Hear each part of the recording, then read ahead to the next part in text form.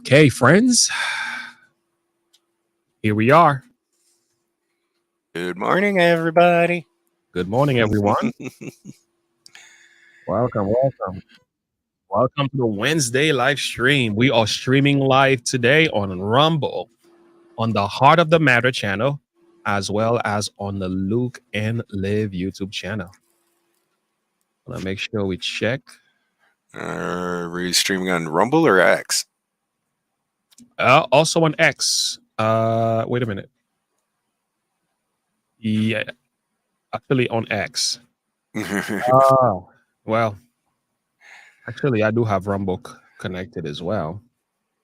Hold on a second. I might be able to add Rumble and remove X because Rumble is much better as far as our viewership is concerned. So let me add Rumble to the live stream.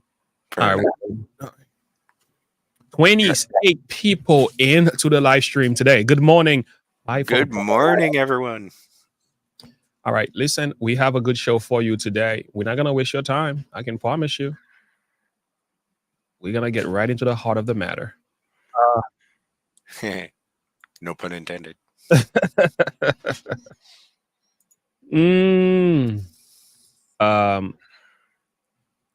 Pulling a few things up my way.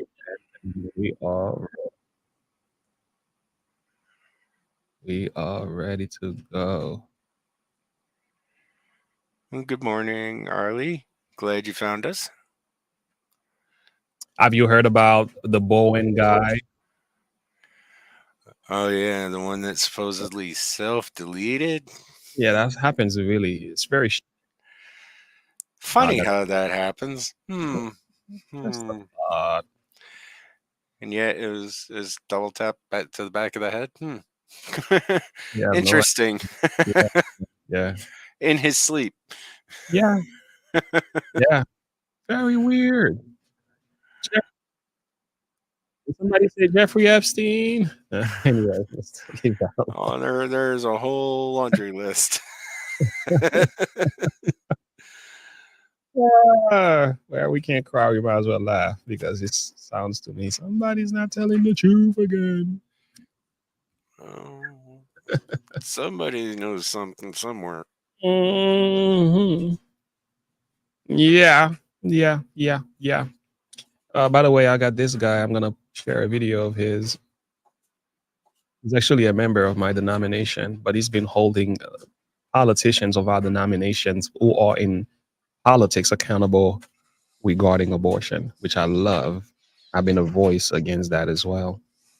Yeah, it was shocking to me that there are members of my faith who would think very much like a Democrat, and they're pushing policies that are very much anti-Christian. I've been speaking about it because I think it's only fair, because I don't mind exposing other denominations and false teachers and so on. But when it's happening within my own denomination, do I act like it doesn't exist? Doesn't that make me a hypocrite? Right. So I said, nope, I will speak about it. Doesn't mean I'm leaving and, running. I don't believe that. But I think we should call changes among our own people first before we start going after everybody else. So I'm going to put a video out about that to address that, which I find to be very interesting. Yeah, you got to clean your own home before you fix someone else's. Yeah. Take the beam out of your own eyes before you take the mote out of somebody else's eyes. Anyway, everyone, I just want to welcome you. Thank you for being here. All right, let's begin. Listen, we have High Raz on the channel today. So let's share the screen. It's been a very interesting week. All right. So High Raz put out this song, and this is talking about bloodbath. Have you guys heard about bloodbath lately? It's been the talk of the day, hasn't it been? Donald Trump said the word bloodbath, and I'm like, okay, let's find out who else have been saying that. So here is High Raz in a song called Donald Trump and Tucker Carlson bloodbath rap song. I would like to see how you put a spin on that one. Oh yeah, that's gonna be good. Yeah, Trent the Don.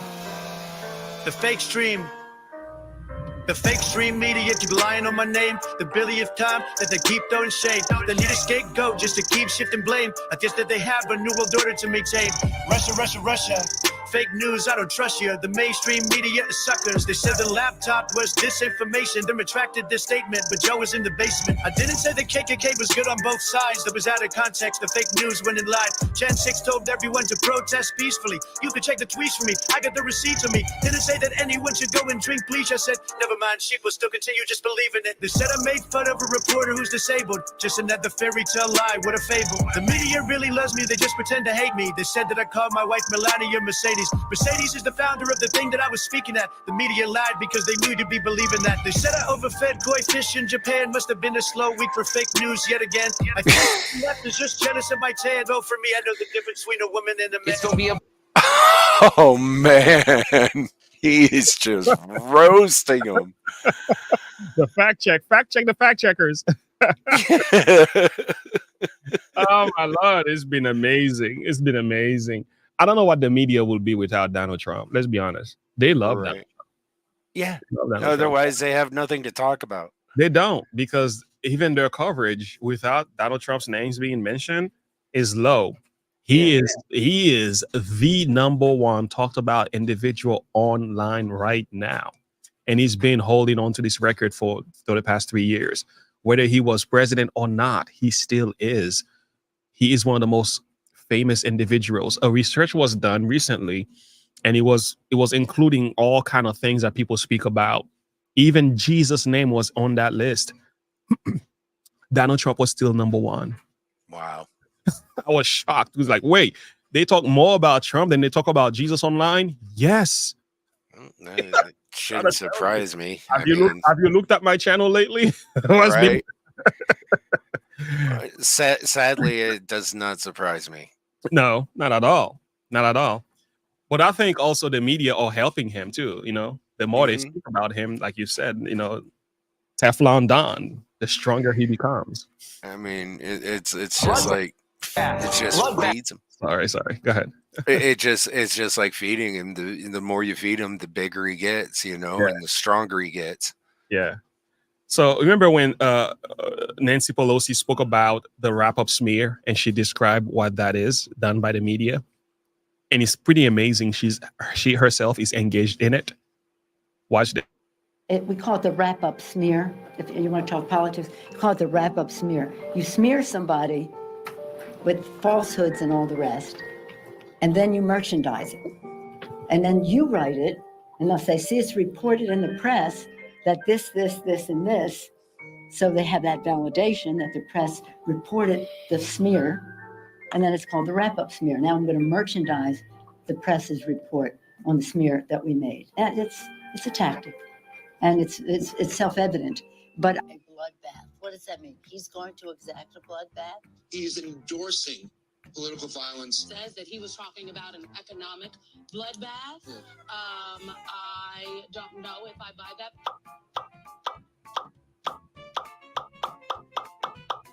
Hold up. Wait a minute. Something ain't right. I love that guy. Oh man, it's pretty crazy. Now watch the media being dishonest, because they've used the term bloodbath over and over and again. And I did some research, put some videos together. Watch this, because the very thing they've used for years and it was okay becomes all of a sudden a problem because Trump is using it. And research have shown, by the way, the colloquial term bloodbath is actually I can look it up. From an economic standpoint, that's what the definition actually means. It does actually mean exactly how Trump was using it. So let me see. Cambridge University, Cambridge Dictionary. Okay, it's talking about an extremely violent event in which large amount of people are being killed. So that's the other term. But the other one is talking about damage. And it can also include economic damage as well to a society. Man. So it's more than just the killing of human beings. It could be bloodbath from the perspective of economy. Or killing an industry like the auto industry, which is what he was talking about. Absolutely. But the bloodbath in itself it speaks about how pervasive the damage will be. It could be worldwide to the entire country. Everybody can feel the effect. That's the idea behind the word. And watch how the media have used it for a long time. And now they're going after Donald Trump for saying the same thing. For the whole, that's going to be the least of it. It's going to be a bloodbath for the country. That'll be the least of it.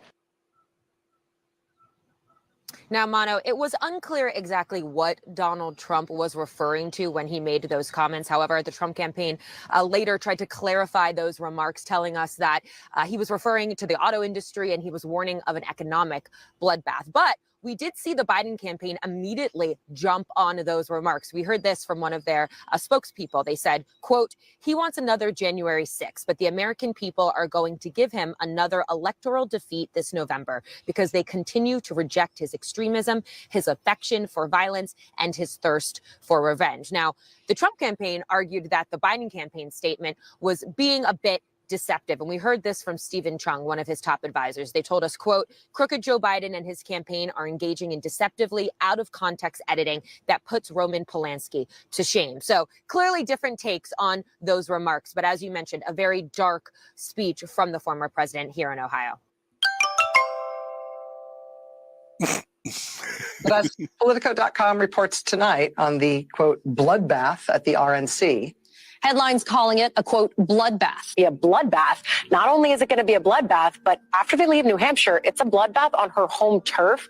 That's really tough. Trump has left a lot of corpses in his wake. I mean, we can count the bodies. As part of the, quote, MAGA drive to take over Maricopa County.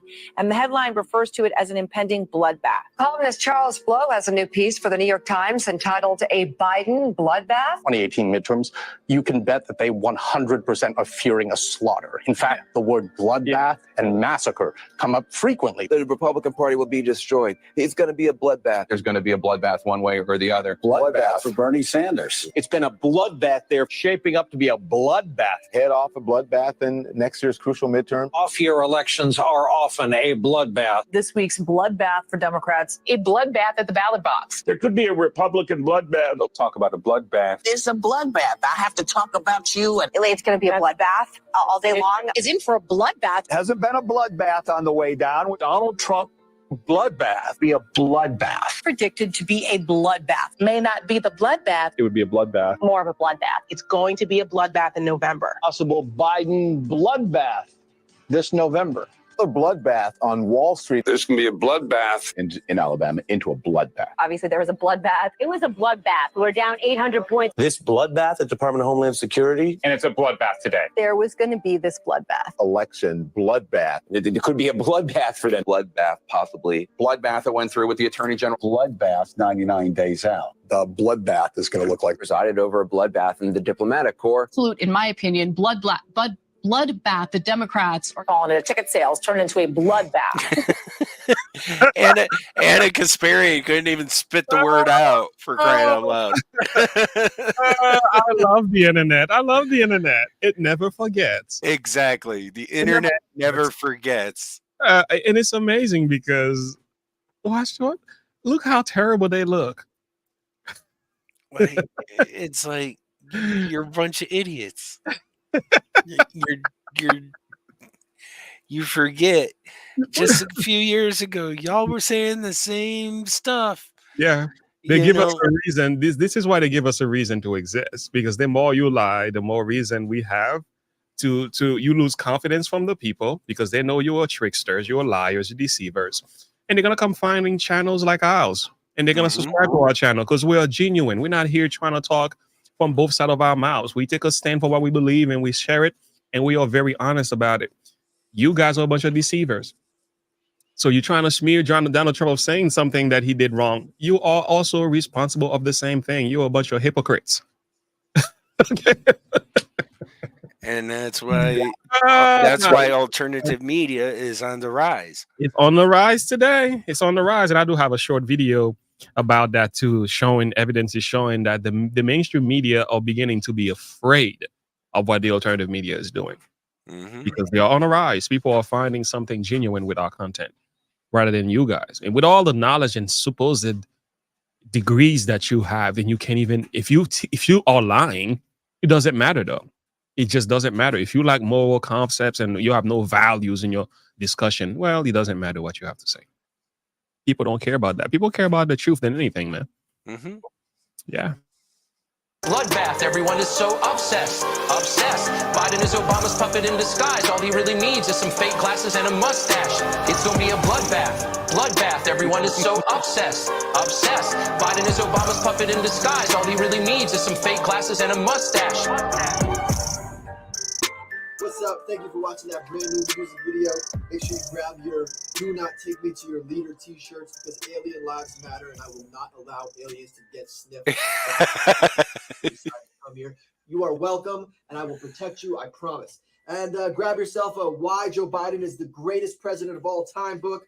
There is an abundance of pages in here on just, it's extremely good reasons for why we, come on, just grab yourself a t-shirt or a book at onlyforthefans.com. I appreciate y'all.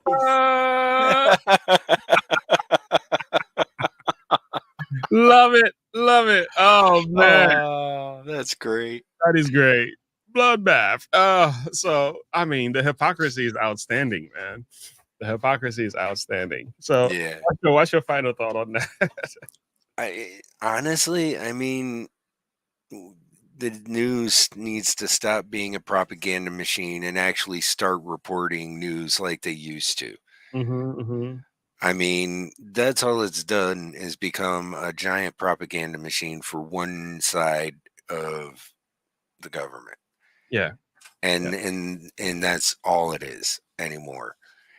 And if they'd actually, report the news fair and evenly, then they wouldn't find themselves in such hot water. Then people would actually start to trust them again and actually, stop putting their political bias into everything. Then, we might actually get somewhere. But no, they want to turn around and sit there and suck up to the elites. They want to suck up to the Democratic Party and be their mouthpiece, speaking piece, and do everything that, they want. And it's like, why? What has it gotten you? Where has it gotten you? Look at yourselves now versus back in, say, like the 70s and 80s, when you were actually doing real reporting and unbiased reporting of the news. Joe Biden would have never gotten elected back then. Nope. And matter of fact, he didn't get elected back then because they turned around and found out that he plagiarized a speech. He turned around and lied on one of his speeches. And because of that, he got disqualified from being a presidential nominee. Yep. Like most people don't understand, he's actually tried to run for president 3 other times before this. This is his 4th run at the presidential campaign. Yeah. It's like, duh. Yeah, good point. Yeah, I think the news is becoming the enemy of the people. I've called it that, and I think that's what it is. Like Malcolm X says here, the media, the most powerful entity on earth, they have the power to make the innocent guilty and to make guilty innocent. And that power, because they control the minds of the masses. Yeah. Part of my pushback against them from a biblical standpoint is the reference made in Romans chapter 2, where it's speaking about, if you're going to judge somebody else, make sure you're not guilty of doing the same thing. It says, now therefore thou art inexcusable. So you can't excuse yourself, oh man. Whosoever you are that judgeth, wherein thou judgest another, thou condemnest thyself. For you that judges does the same things. And what happens here is not, the problem is not the judging in itself. The problem is that if you are guilty of the same thing, don't judge because you're a hypocrite.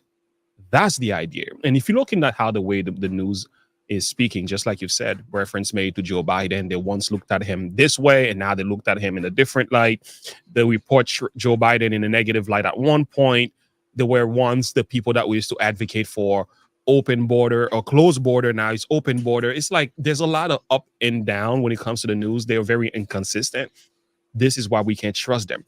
And it's no wonder why people don't like to get into politics, because it's like you get whiplash trying to keep up with everything. And I think actually their strategy is, if you keep people off balance and keep people confused, then they can't have time enough to get on their feet, catch their breath, and actually see through the crap that they're peddling.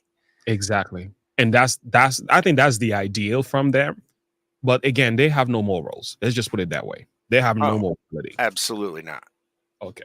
Here is Don Lemon.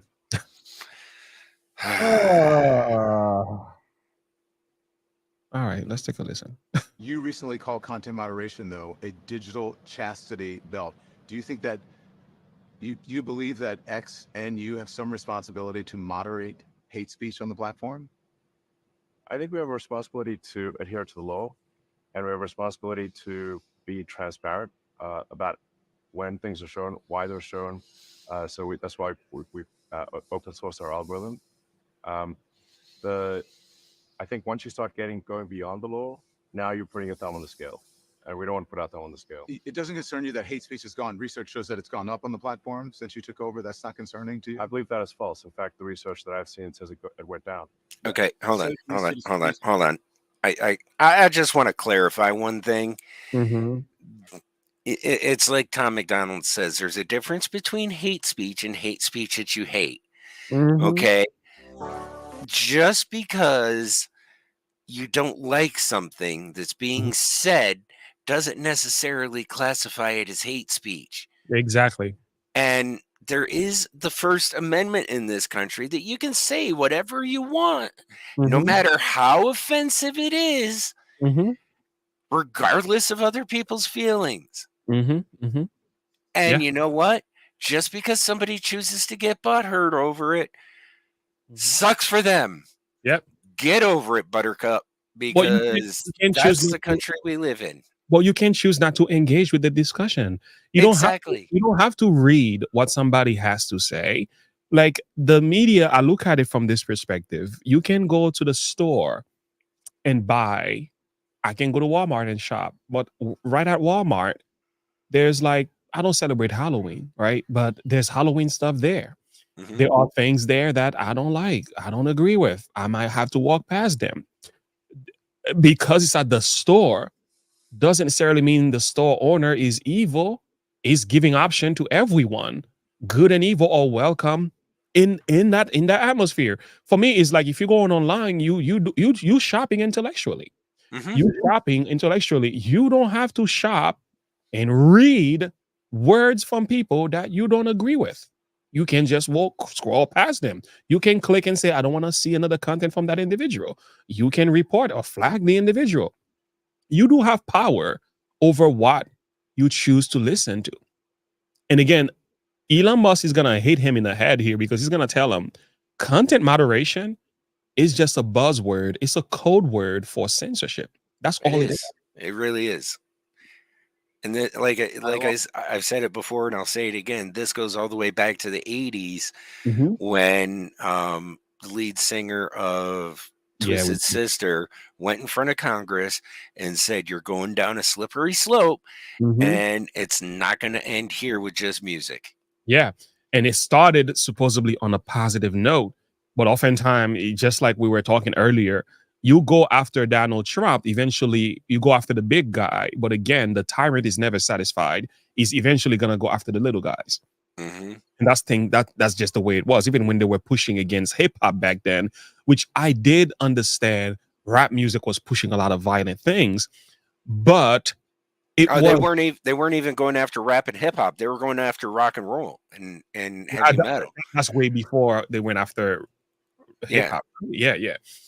But even then, it's kind of like, so eventually he's going to go after the little guys. Now you are trying to police the thoughts of people online about what could be said. Well, and that's just it. They've always been trying to do that.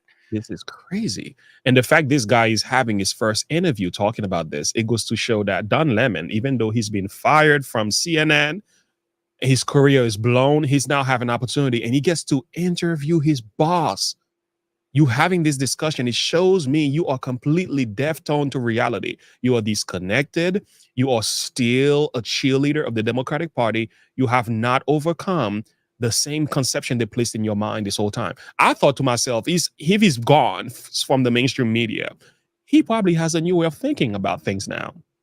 Nope. No. He's Nope. he's a shill through and through. Shameful. It's false. In fact, the research that I've seen says it went down. The study from the Institute of Strategic Dialogue found that anti-Semitic tweets doubled from June 22 to February 2023. One study reported that as many as 86% of the posts reported for hateful content remained up after being reported. Hate speech on the platform is up. So what they will typically do is they will count the number of posts, but not count the number of views. So what matters is, was that post given high visibility, or what did like one person see it? And if you look at the number of views of how many times was hate content viewed on our platform, it is down substantially. Yeah. Well, that's not what the study shows. And you said you like transparency. I'm going to show you this. And Don, you can get a study that will tell you whatever you want. These are. That's not what the study shows. Well, of course, that's not what the study shows. He just told you that, you dingus. It's like, what are you not understanding about the words coming out of my mouth? I just told you that that's not what the study shows, and you're completely disregarding my point. But a lot of these studies are biased themselves. And even so, he turned around and said, you can get a study to show you whatever you want.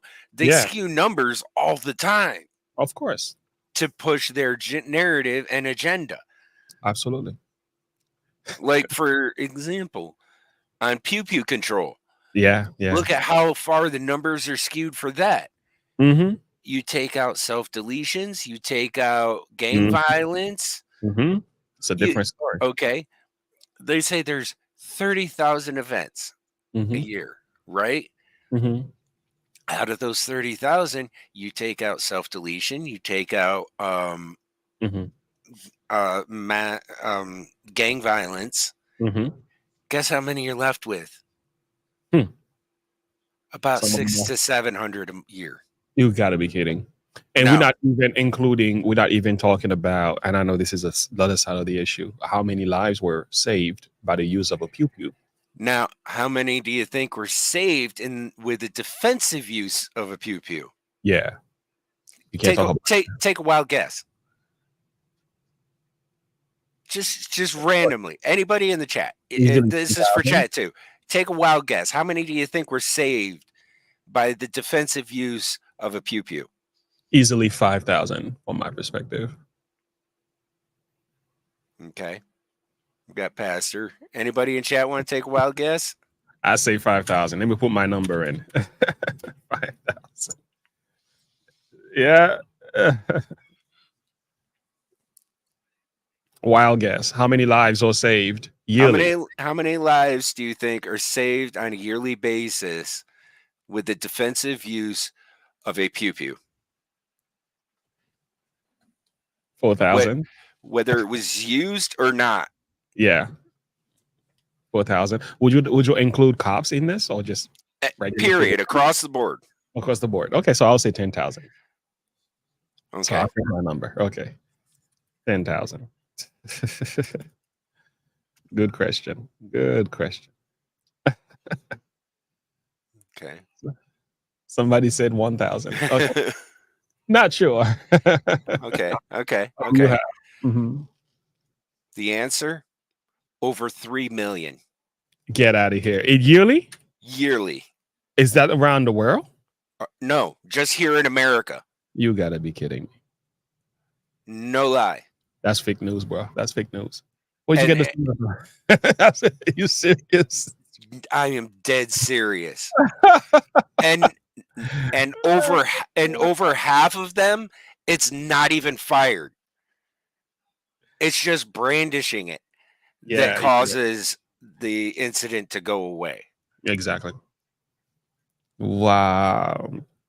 So you tell me how those two statistics are so far apart, yet they want to turn around and take away our right to own. Wow. That's interesting. Yeah. Good point. Good point. And I think the same thing is being done with hate speech, supposed hate speech. It's like how many people's lives have been impacted in a negative light because of a tweet that's found online? And not just a tweet, but a tweet like 10 to 20 years ago. Yeah. How many? You know, when we're judging things from the past when times were different with today's standards. Mercy. Mercy. Thank you for that. That is a shocking revelation. And actually, American Renaissance lady, that is actually part of Agenda 47 that Trump wants to institute is national constitutional carry if he gets elected. Which is this. Highly deputed. Yeah, there's a lot of fighting about that one. Yeah. All right. Well, let's continue. Just a handful of extremely, if you look at those anti-Semitic and racist tropes and tweets, and as of this morning, they're still on X. And from your own content policy, these posts should have been deleted. So why haven't they been deleted? Why are they still there? Did you? We delete things if they are illegal. But these have been up there for a while. Are they illegal? No, they're not illegal, but they're hateful and they can lead to violence. Right. It's one thing for you to say they're hateful. It's another thing for you to say it's going to lead to violence. He's connecting to different things here. Everything that is hateful leads to violence. This is the logical fallacy circle. Yeah. It's also another secular reasoning too. The thing is, you can say something truthful that leads to violence, right? You can say something hateful that leads to violence. It has a lot more to do with the person who is responding to the message than the message in itself. This is not to say I'm okay with bad messages online. I'm not okay with it.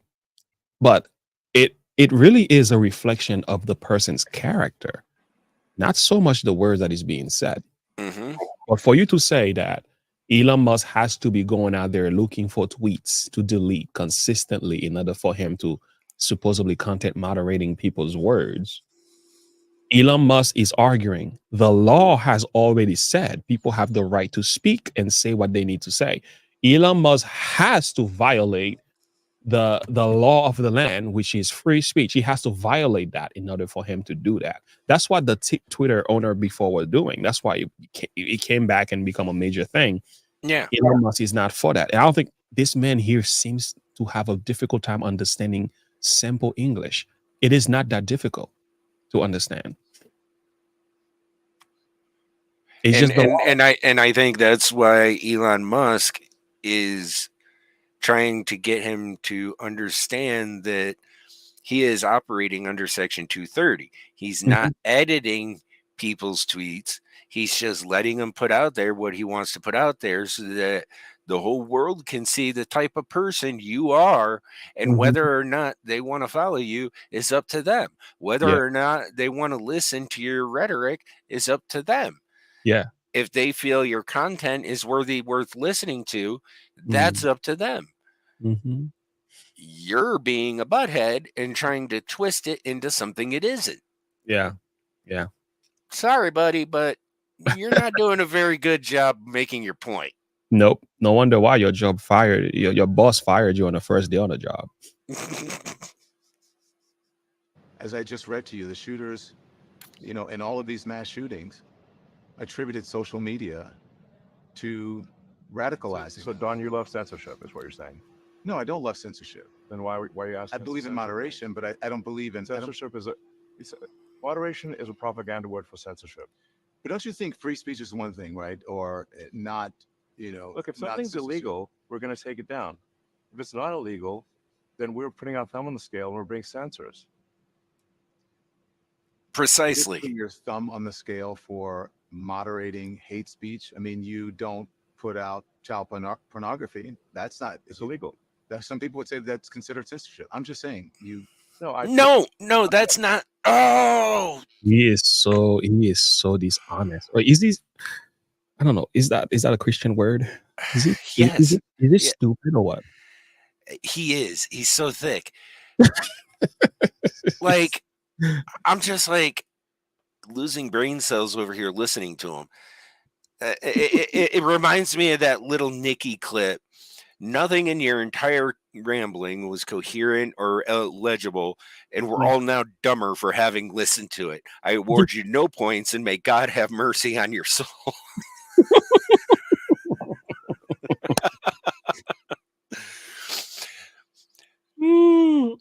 Like, that was epic. That was epic. This dude, I'm sorry, Don Lemon has got to be the most disingenuous person in the world. Yeah, trying to compare hate. Sorry, he said he's for free speech, but he is pushing censorship. Yeah. And then comparing that to child pornography. It's stupid. Not the same thing at all. Oh my Lord. It is not even close. It's illegal, he said. It's not the same thing. I was like, well, yeah, that's illegal. We're not going to allow that. and if we start trying to regulate it, it's going to tip the scales. Yeah. And we're not here to do that. We're not here to regulate people's speech. We're not here to tell people what to do and what not to do. Yeah. What was it? Dale Carnegie who said it this way, right? A man convinced against his will is of the same opinion still. Mm-hmm. That's what you're listening to, because he's been convinced that the idea of hate speech is really a thing. He's been convinced content moderation is the solution to the problem of our society. I'll tell you what the solution is: faith in Christ, a change of heart. And secondly, you want to talk about solution? The media, the mainstream media has been the #1 propaganda radicalizing people on the face of the earth. Not even independent media. I'm not saying they don't exist in independent media, but the mainstream media has been the #1 reason why people have become radicals today. Not because of a tweet. I'm just being honest with you. That's not where it starts. And he talks about these people who did these bad things with blaming social media for radicalizing them. So you believe these people? Why come you don't believe them when they say the devil made me do it? Or, that they're mentally ill, or people call certain numbers of certain 3-letter agencies saying, look, I think my son or my daughter is about to do something terrible and they need to be looked into. And they're neglected. And they're completely ignored. Like, all their pew-pews are bought legally. But yet they ignore that part. They completely ignore that part. Yeah. It's dishonest. Anyway. I literally said, if something is legal, okay, we will obviously remove it. Okay. But if it is not legal, the laws in this country are put forward by the citizens. We're a democracy. If those laws are put in place by the people, we adhere to those laws. Okay, I agree. To the laws of others. If you go beyond the law, you're actually going beyond the will of the people. Okay, agreed with the law. But if you are doing something that promotes hate and violence and ultimately leads to killing, you don't feel you have any responsibility not to do that? Pause. When you just contradicted yourself. Big time. Agree with the law, and then you turn around and then immediately in the same breath said, well, if you don't moderate this stuff, don't you feel blah, blah, blah, blah, blah, whatever. He's calling for responsibility, he says. It's like, well, no, then I'm not following the law. Yeah. These are the reason why you can't do one and not have the other. Absolutely. These are the reason why you're getting strikes on your channel. This is the thought behind that. The thing is, the mainstream media gets away with it. The people who suffers are the little guys like us. We the one who suffer. We the one whose speech is controlled. We the one who are told if you say anything is bigotry, is hateful, you can say it. Even if you read the Bible, they will use Bible and say, by this Bible verse is hateful, we don't like it. This is how far this stuff goes. So in the name of hate speech, trying to supposedly make people feel good about themselves, I don't want to hurt feelings. In the name of trying to do that, we ended up taking away people's rights to speak. Truth is now being sugar-coated and covered up. In People's favor of perspective, feelings. yeah, you being oppressed. You can have a thought that disagrees with the mainstream narrative. That's the goal. That's the devil's way of doing things. When the people who are doing it I think the admittedly mainstream are saying media does articles all the time that lead to violence and killing. Don't they? Shouldn't they? Like, you're applying a differential standard to. But that would never be in mainstream media. These types of images, that type of language, those things would never be. We'd never, when I was in mainstream media, we'd never promote things that would be anti-Semitic. We would never promote things that would. Anti-Semitic either. What? Did you? What? Did you not see those? Hold on. Hold up. Wait a minute. Can we get a fact checker in here? You're constantly calling Trump Hitler. Yeah. Yeah. I mean, do you not think that's anti-Semitic? Yeah. Yeah. Well, what are you talking about? Yeah. It is anti-Semitic because Trump is nothing like Hitler. And to use Hitler against Trump goes to show that you devalue what had happened to the Jews. Exactly. Hitler. So you are minimizing the nature trauma. The trauma. And that is anti-Semitic. I'll tell you what is also racist coming from the media, because they also want to moderate speech because of racism. Okay, I'll show you the media's racism. When Black people kill themselves or kill each other, they don't talk about it. You say, isn't that racist? Yes, it is. Because it doesn't address the issue in the Black community. It doesn't hold Black people, Black men accountable. So if a white man does the killing, God forbid he's a policeman, oh Lord have mercy, oh, knees on the neck, there's a big discussion about that. But when the Black man is pulling the trigger on his own people, the media ignores that. What? Complete silence, crickets. Well, the silence is it creates a system where this continues. It doesn't address the problem. So in essence, the media is also racist, showing that they don't care about Black lives either. Even though Black lives matter, diversity, equity, and inclusion. But that's not really true, because the real issues that needs to be addressed in Black communities, they don't care about. They don't care about the fatherlessness. They don't care about the drugs. They don't care about the gang-related violence. And they don't care about even the innocent lives that are being taken by the hands of criminals in Black communities. And they promoted, defunded the police while this is happening. So guess what they really are? They are the racists. So the only thing is they took a different mental. They just took a different position and posture and language. But in nature, by the way they behave, they're still pushing racism. A mostly peaceful protest going on behind me. Yeah. As the building's burning. Yeah. In the background. That's one side of the issue. There's also another truth as well. When violence is perpetrated toward whites by Black people, media ignores it. They don't talk about that. No. They do not address it. And that's also another problem, because if you go on Twitter, there's a lady on Twitter, all she does is posting violence being perpetrated toward white people. And it's pathetic. It's horrible. The thing is, you don't see it in the news, though.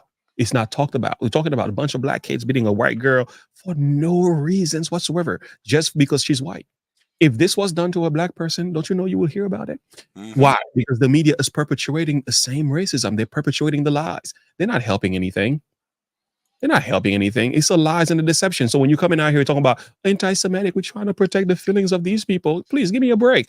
You don't care. If you wanted to do this thing fairly, you will address every evil that's in the society. But that's not what you do. You only address the evil that falls in line with your narrative so that you can remain in power. And not just address it equally across the board. Yes, exactly. That's what I would hope. But that's not what's happening. No. Promote. If content is on the platform, that doesn't mean we promote it. But that wouldn't be on a platform for mainstream media at all. No, but you can think of that. That's because the mainstream media has like whatever 20 articles a day. We have 500 million posts a day. Okay, 500 understood. million. Does it bother you? How do you feel about that when you see it? I obviously disagree with that. I think it's not good at all. It's terrible. But you don't want to get rid of it on the platform, or at least moderate it. The rules. What you're suggesting is censorship that goes beyond the law. And what I'm saying is, I guess have a disagreement, because I do not believe in censorship that goes beyond the law, and you do. We have a difference of opinion in that regard. I understand that, but these are your own rules on your own platform. These go against the rules on your platform. That's why I'm asking you. If you said, listen, we allow everything, but that's not what your content rules say, and that's why I'm asking you, why are they still there? Your own content policy. That's why I'm asking you that, not because. Which part of our content policy says that we should delete these things? Your content policy talks about hate speech. Yes, we don't promote hate speech.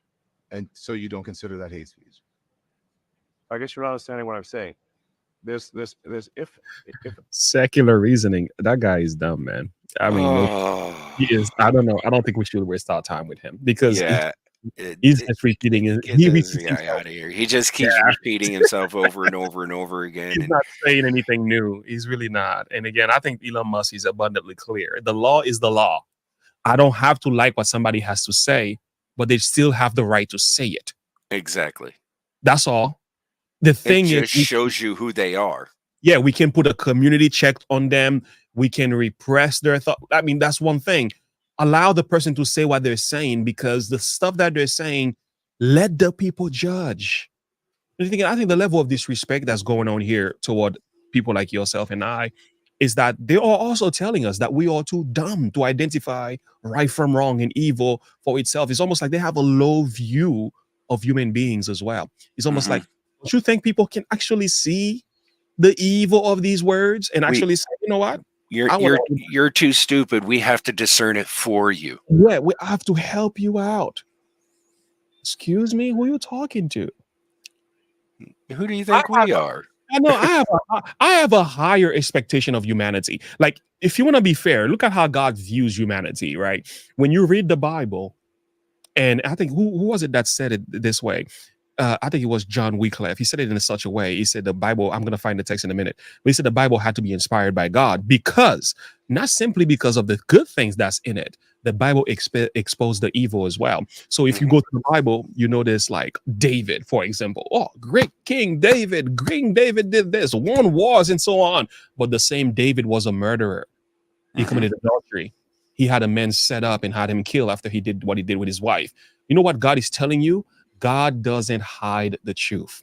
The good, the bad, and the in-between. He exposes it about his people openly so that you can take warning, judge for yourself, do whatever you want to do with it. He allows humanity to make decisions. He allows the evil and the good to be exposed so that you can make a choice. Because when you choose to do whatever you choose to do, whether it is evil or good, it's a reflection of your own character. It's not a reflection on God.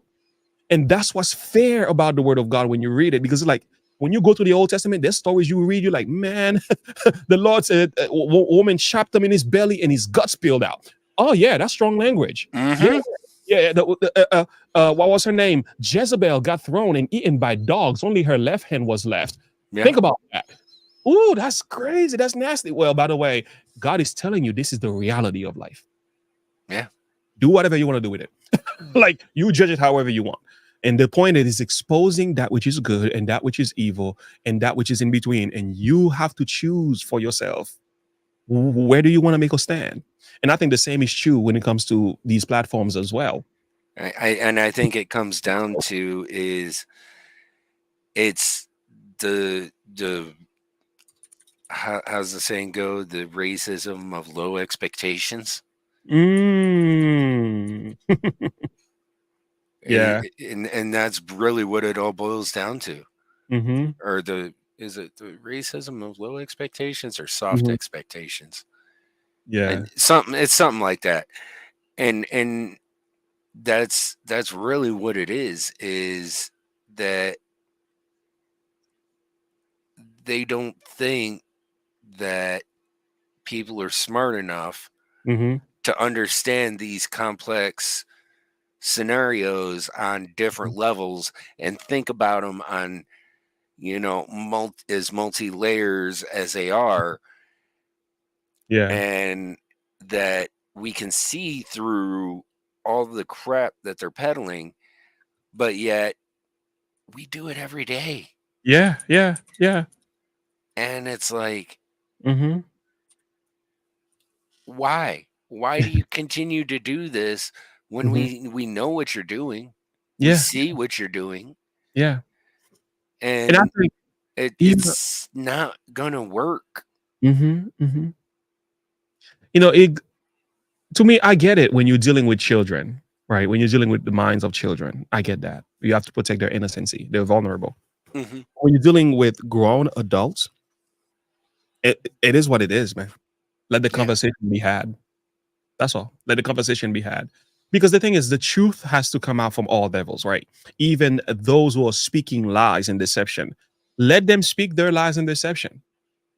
Because And let sometimes the people discern for themselves. let's discern, let us judge. Let's make a YouTube video and expose them and call them out. If I cancel every evildoers in my society, how am I going to discover them when they're doing evil? How am I going to address them and prevent it from happening if you can even point it out? And the thing is, who is the one identifying hate speech here? Because what you might identify as hate speech might be the truth right now. Mm-hmm. It's just an uncomfortable truth at the moment. Later on in the future, oh, it turned out to be the truth. Oh, guess what? The conspiracy theorists were right again 6 months later. Mm-hmm. I mean, look at the Hunter Biden laptop. Mm-hmm. They ended up labeling that as anybody saying anything about that is hate speech. Mm-hmm. Mm-hmm. It's like, okay, well, you know what? Turns out that was actually accurate. Yep. And had that had come out during the election, that would have swayed 17% of the vote in Trump's favor. Mm. And we wouldn't be in the pickle we are now. Yeah. In the name of hate speech. Just saying. Just a thought. All right. This is good. Hope y'all ready to laugh. Let's take a listen. It's time for Lefties Losing It.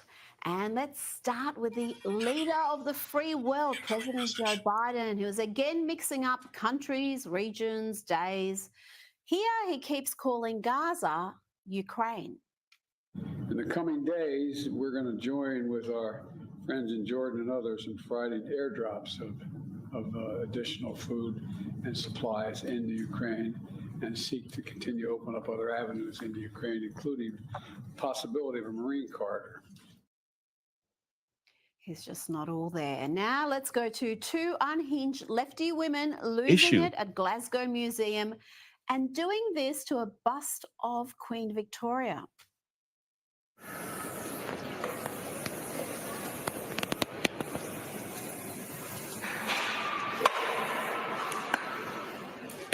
We refuse to be dragged back to the Victorian era.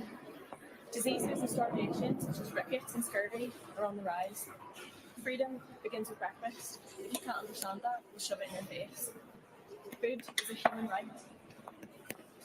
And we call it the systems of oppression under which we are suffering. Why do they keep tolerating these people's behavior? Why aren't they checked at the door? Why are they even allowed to bring these things inside of these places?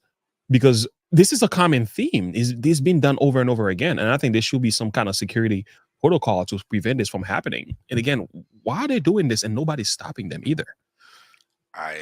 You got me. Just a thought. Yeah. Just brave and stunning work there from the climate catastrophists who do nothing but spew crazy lies and try to destroy beautiful things. That was porridge and jam, by the way, they poured over the statue. Now let's check lefties in the wild. Watch these two horrid types harass a poor guy in a wheelchair of sorts because apparently it's against the rules. You won't believe this. Nice job. You're not supposed to have e-bikes on this thing. This is a handicap piece of equipment. And what? show me the rules saying that you're allowed to do this. You're serious? Who are you? Come on, buddy. You're breaking the rules at the park. It's a handicap piece of equipment. I can't walk. You should have led with that. I said it. Is this your husband? Class act, brother. You're a class act. You guys are a class act. You know the rules. Class act. I mean, you're to be there, bro. God, dude. Oh my word! Like, dude, should have led with. You should have led with that. Do you not see the guy sitting in a wheelchair? Like, I mean, hello, how thick do you got to be? You know, I know here in the West, we got some issues. But what's happening somewhere overseas sometime, you know, especially in Australia and in Canada, I'm like, yo, they're way ahead of us as far as craziness is concerned. I know we don't know men can't have babies today. We're saying some strange things. I hear what we're saying, but I'm like, yo, I think these people are completely nuts. Like, how America's haven't gone this bad down, you know, the spiral of confusion. Oh, I've seen some things, man. No, please don't break my hope. Don't destroy my. I'm telling you, please don't blow out my candle now. I'm just saying, I've seen some things. I'm sure. I think a lot of it is not being recorded and stuff, but you know. Oh no, it is being recorded. Stop it. It's most definitely being recorded. Oh my Lord! Oh, we got issues. We need help. Lord, help us. Our society has gone crazy. Man, we lost it. Lost it a long time ago. Have mercy. Have mercy. How much more can you lead with that? The guy's in a wheelchair. I'm just sorry. That just blows my mind. What else do you want to hear? Oh man. You know, we are losing it, man. We've completely lost it. Instead of Tom getting dumber. Idiocracy was supposed to be a movie and a spoof, not a playbook. Renaissance lady, you are 100% correct on that. Mm-hmm. Yeah, how about that?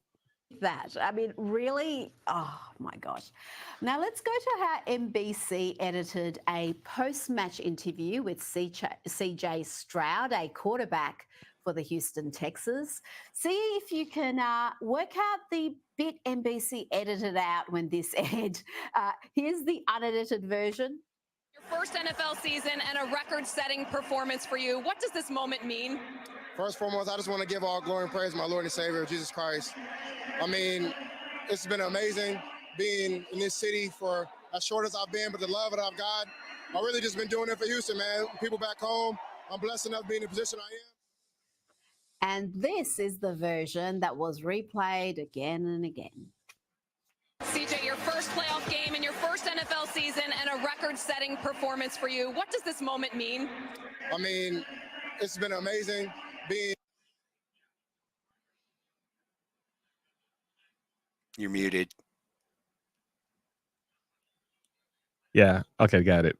Did you see what they did? When the camera moved in front of his face, as soon as the question is asked what happened, that little cut right there, which I do all the time in my videos, and most people won't even notice that. Sometimes I say things, I'm like, I don't like what I just said here. Let me just take that out. But it happens so fast. You have to be on point. Like, you see the look at the size of his body, and then when that focus goes on his face, there is a cut. This is where they remove Jesus' name. NFL season and a record-setting performance for you. What does this moment mean? I mean... Right there. It happened so quickly in a split second. Mm-hmm. Gotcha. It's been amazing being in this city for as short as I've been, but the love that I've got, I've really just been doing it for Houston, man. People back home, I'm blessed enough to be in the position I am. Yes, I wonder what that little bit was cut. Now, only lefties losing it don't appreciate that men and women are different. That's why there are different categories in sport. But some men who identify as women and have the nerve to compete in women's sport, where they have a massive unfair advantage, then have the added nerve of mocking women who are not as strong as they are. Check out this weightlifter who is dominating in the women's competition. Welcome to Anne Says Something Controversial. Why is women's bench so bad? I mean, not compared to me. We all know that I'm a tranny freak, so that doesn't count. And no, we're not talking about Mackenzie Lee. She's got little T-Rex arms and she's like 400 pounds of chest muscle, apparently. I mean, standard bench in powerlifting competition for women, I literally don't understand why it's so bad. My son, he weighs 45 pounds. His max bench is like 33. I'm legit seeing some women in competition who are doing something like 50 pounds, and I just don't understand it. The things I could say, I'm almost thinking he's having a laugh there. That's not serious, but I'll just limit it to this. Mediocre Malay. Before she says that, I think the difference is very obvious. Yeah. Yeah. Might be the twig and giggleberries. Oh my Lord. Giving you a little bit of an unfair advantage. I'm saying. Yeah. And we argued this before last time we were here. How come it's not the other way around? Why aren't the ladies going over to the men's sports and do that? Yeah. So guess who are the real misogynists among us? Where's the real patriarchy? Yeah. I can't believe that. Athletes who have no chance in the men's competition should not be taking opportunities from female athletes. Now let's go to the UFC and watch how Dana White, the boss there, handles this lefty losing at Journo. I just want to go back. You were talking about, like, you obviously give a long leash to your fighters about, what they can say when they are up there with the UFC microphone and you are getting into territory of homophobia, transphobia. Like, is there... I don't give anybody a leash. Well, I'm saying you... A leash? I'm like... Free speech. Control what people say. Going to tell people what to believe. Going to tell people... I don't tell any other human being what to say, what to think, and there's no leashes on any of them. What is your question? I was asking that question. I'll move on, though. Yeah, probably a good idea. That's ridiculous. I love Dana White, man. He is so base. He spends too much time with Donald Trump. That's his problem. Oh man, this is how you talk to left. You question them. You question them if you just say a few things and you take their own words and use it against them. That's all. And that's the end of the conversation right there. Right. This guy is crazy, man. Kind of nonsense. Oh, don't worry. I'm assuming Renee. They're out there and they are fighting. They're trying to actually get the distinguishment between men, women, and other for sports categories. Yeah. So they're out there and they're fighting for women's rights. Yeah. And I'm all for it. Yeah. But he just doesn't get, the level of attention as you're hearing from the media. It's just kind of like the transitioners kind of thing, they promote the trans community and they're like, transitioning is cool, transitioning is great. But there's a whole bunch of people that are hurting that are saying, no, he's not. I'm hurting. I want to talk. And they're like, censor them. It's like, wait a minute. So bit of a joke. Well, they can be louder, but there's only so loud they can be before they get that stifled by the mainstream. They're getting censored. Yeah. And this goes back to our previous video about being censored as hate speech. Yeah, that's where it goes. Because when there is an established narrative and anybody who speaks about it, it could be classified as hate speech right there. Like if you say something against climate change, that could become hate speech. You know what I'm saying? So you say something against the what do you call that? The inoculation, the Fauci ouchie. That was jab. Yeah, that's hate speech. So that's the danger of this thing, hate speech against anything, hate speech against transgender people. They're in women's sport. That shouldn't be happening. Oh, you're a bigot. You're a hate speech. That's why you should not allow this thing. That's why you should push back against it. That's why you should go back. That's why we talk about it a lot. Mm-hmm. He shut that down beautifully. Let's finish the segment with a Rick Riley endorsement via our Washington correspondent, Annalise Nielsen. I am Rick Riley from the flatlands of Colorado in Yuma, and I love Sky News. You guys rock. It's sad that we have to go to Australia to get real news in America, but I love lefties losing it. I love that. So you guys are amazing. Keep up the good work, Sky News. I do too. Oh, and we love him. I do Like, too. if you guys haven't seen these segments, you need to check it out. Like, this girl is amazing. This is like her job on this show, and she just goes over all of these types of things. Yeah. And it's amazing to watch. Yeah, very.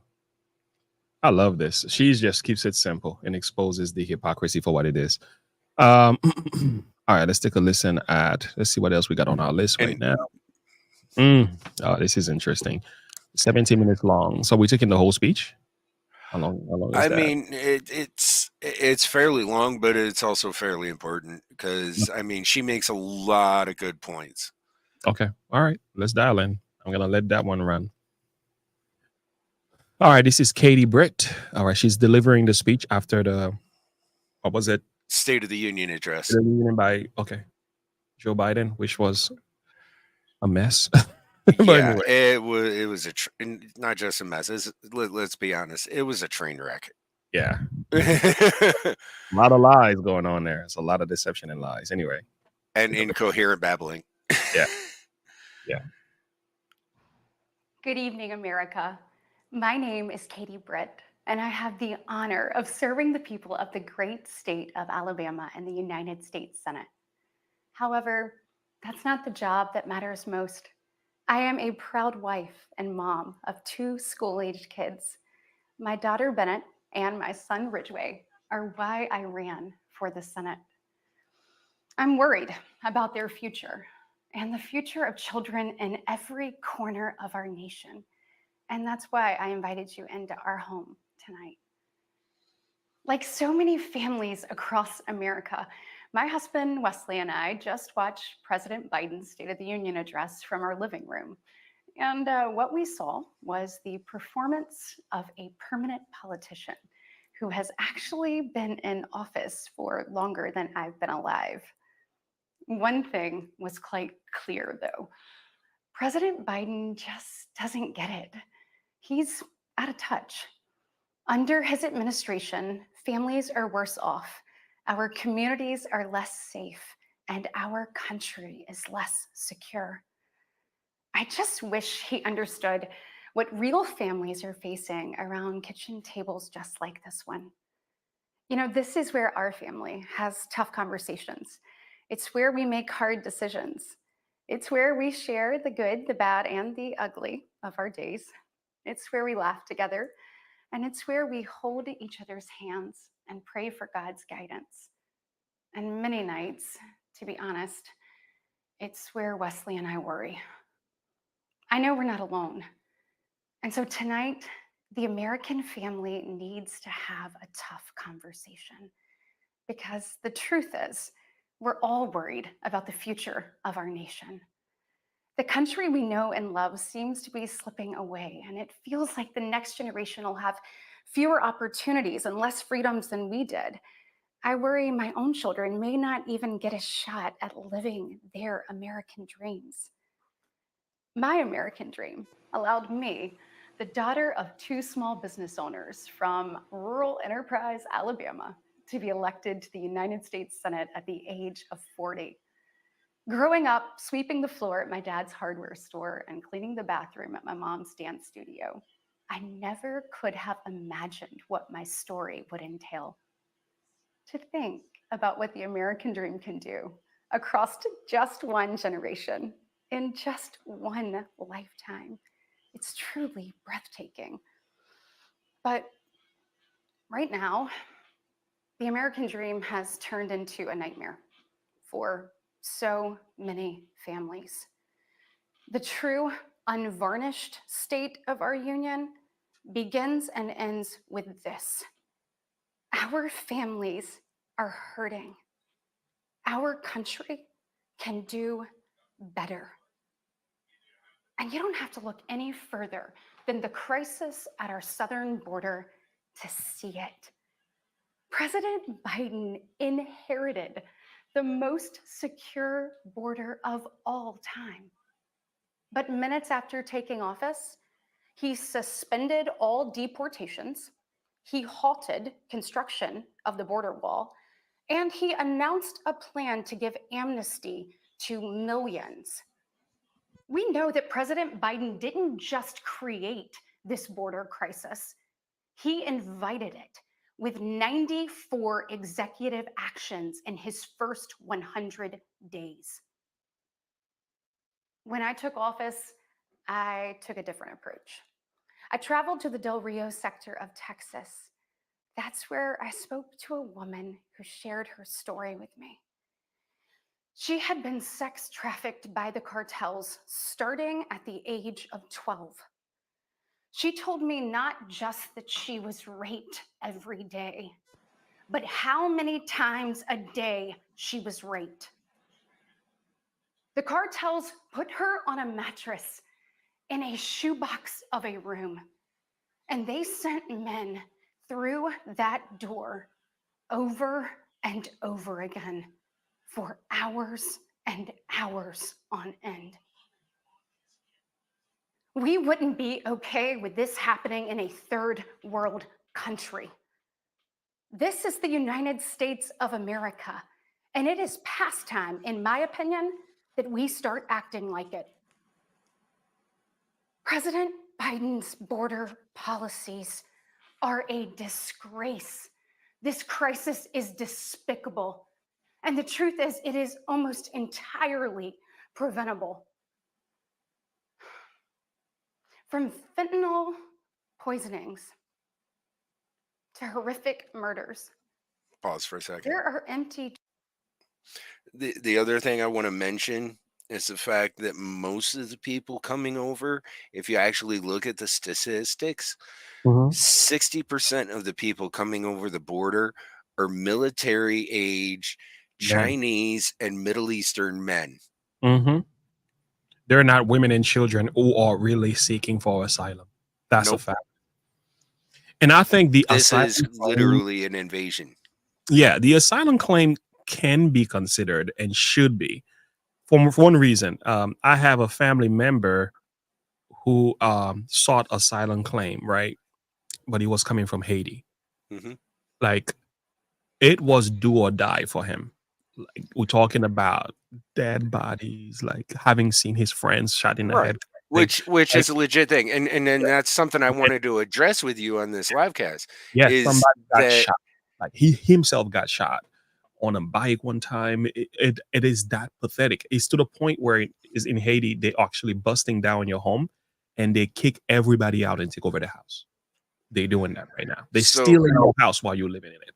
when in Agenda 47, when Trump was talking about the largest deportation in history, he's not talking about those who came here legally. Absolutely not. He's talking about those who came over the border illegally. Exactly. So anybody in your family who came here legally through the proper channels is completely safe. Yeah, yeah. So you have nothing to worry about.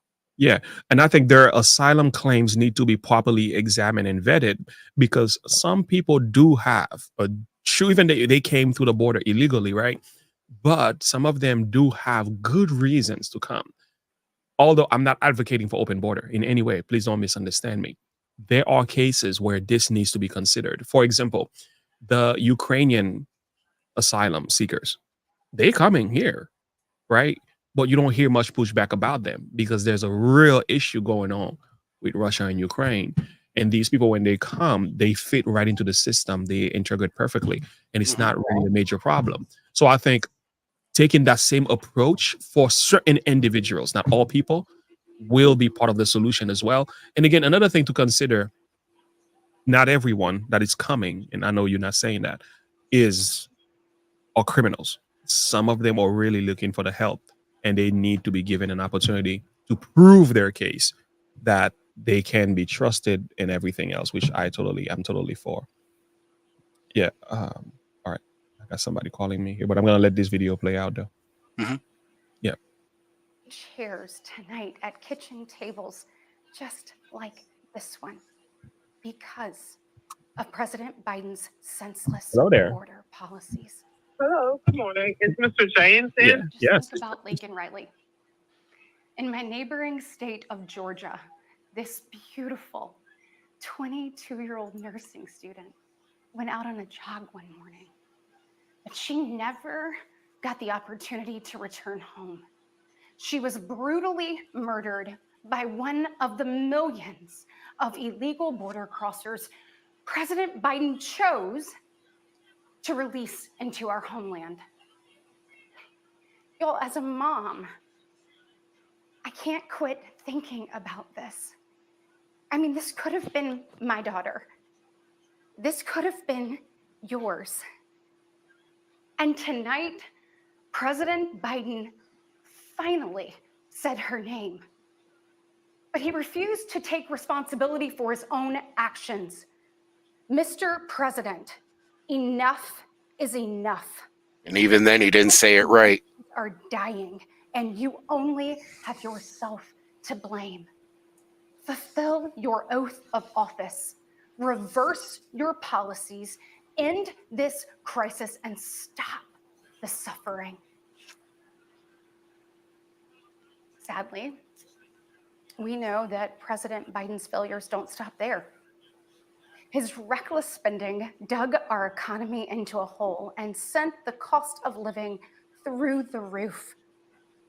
We have the worst inflation in 40 years and the highest credit card debt in our nation's history. Let that sink in.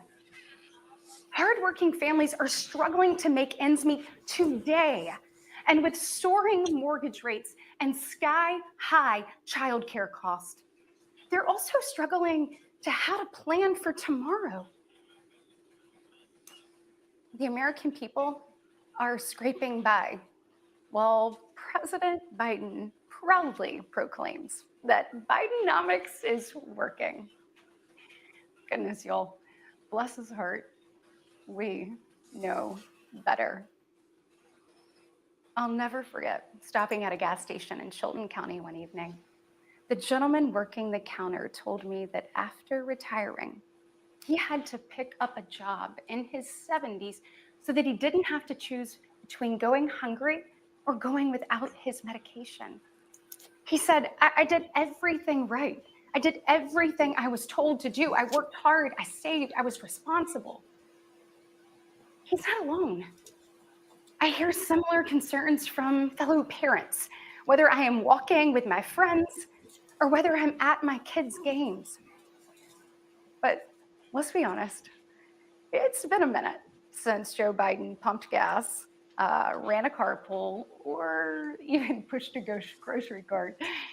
Meanwhile, the rest of us see our dollar and we know it doesn't go as far. We see it every day. And despite what he tells you, our communities are not safer. For years, the left has coddled criminals and defunded the police, all while letting repeat offenders walk free. The result is tragic, but foreseeable. From our small towns to America's most iconic city streets, life is getting more and more dangerous. And unfortunately, President Biden's weakness isn't just hurting families here at home. He is making us a punchline on the world stage. Look, where I'm from, your word is your bond. But for 3 years, the president has demonstrated that America's word doesn't mean what it used to. From abandoning our allies in his disastrous withdrawal from Afghanistan to desperately pushing another dangerous deal with Iran, President Biden has failed. We've become a nation in retreat. And the enemies of freedom, they see an opportunity. Putin's brutal aggression in Europe has put our allies on the brink. Iran's terrorist proxies have slaughtered Israeli, Jews, and American citizens. They've targeted commercial shipping, and they've attacked our troops nearly 200 times since October, killing 3 US soldiers and 2 Navy SEALs. Meanwhile, the Chinese Communist Party is undercutting America's workers. China is buying up our farmland, spying on our military installations, and spreading propaganda through the likes of TikTok. You see, the CCP knows that if it conquers the minds of our next generation, it conquers America. And what does President Biden do? Well, he bans TikTok for government employees, but creates an account for his own campaign. Y'all, you can't make this stuff up. Look, we all recall when presidents faced national security threats with strength and resolve. That seems like ancient history. Right now, our commander-in-chief is not in command. The free world deserves better than a dithering and diminished leader. America deserves leaders who recognize that secure borders, stable prices, safe streets, and a strong defense are actually the cornerstones of a great nation. Just ask yourself, are you better off now than you were 3 years ago? No, I'm not. I will be glad to. I'll gladly answer that question. And I know that I can place a lot of the blame on Biden, but I've come to realize Biden is just a front man. Mm-hmm. So, but he's just an empty suit. He's a puppet. It's an empty suit that's signing policies in place to push whatever agenda somebody behind the scene would like to have happened. The truth is, I'm not in a much better place. Not financially, not economically. Well, similar. But even from a religious perspective too, I found that the Christian faith is highly maligned and under attack under the Biden administration. 1 second. Mm-hmm. Than any other time in history. And yeah, food are extremely expensive. Accounts is in the negative. I just checked out my account now. I think there's like $15 left. It's not just because of bad spending habits. It's just that everything is so expensive. Our bills are much more expensive than they were before. And it's okay. We have to figure things out and pray, trust the Lord. But I think having the right person in the White House could also be part of the answer. This wasn't the case when Trump was president, and that's a fact.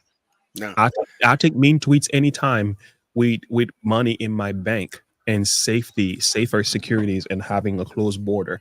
I'll take mean tweets anytime.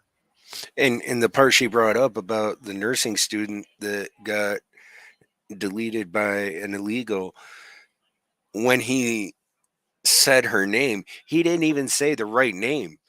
He said the wrong name. He actually said the name of a college football coach instead of saying the name of the nursing student. Like it's like I give him a pass for his age. If he can't even stand trials for those, but he had a button in his hand with her name on it. Okay, now I'll take that pass back. Like Marjorie Taylor Greene legitimately handed him a button with her name on it. Yeah, as soon as he walked in, even being 30-something minutes late, 28 minutes late, whatever. But yeah, he was reminded of her from the very beginning. So, I mean, he had absolutely zero excuse for getting the name wrong. Lincoln Riley.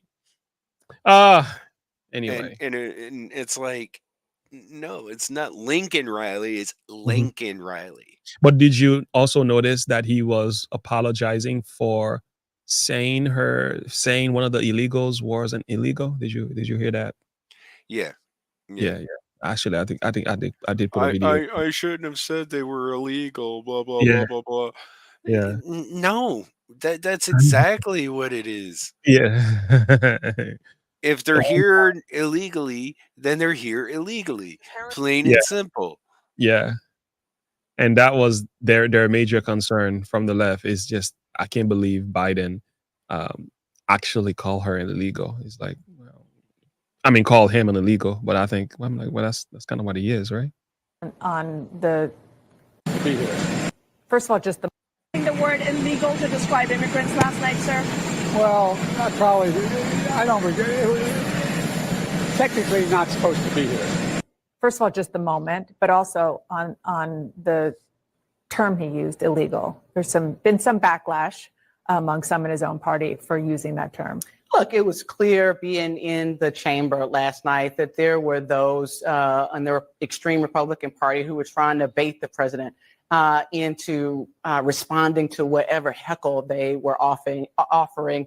It's unfortunate that the president used that language. I don't believe that is the language that he believes in his heart about immigrant people who find their way to this country to make a better life for themselves. He should have used the word undocumented.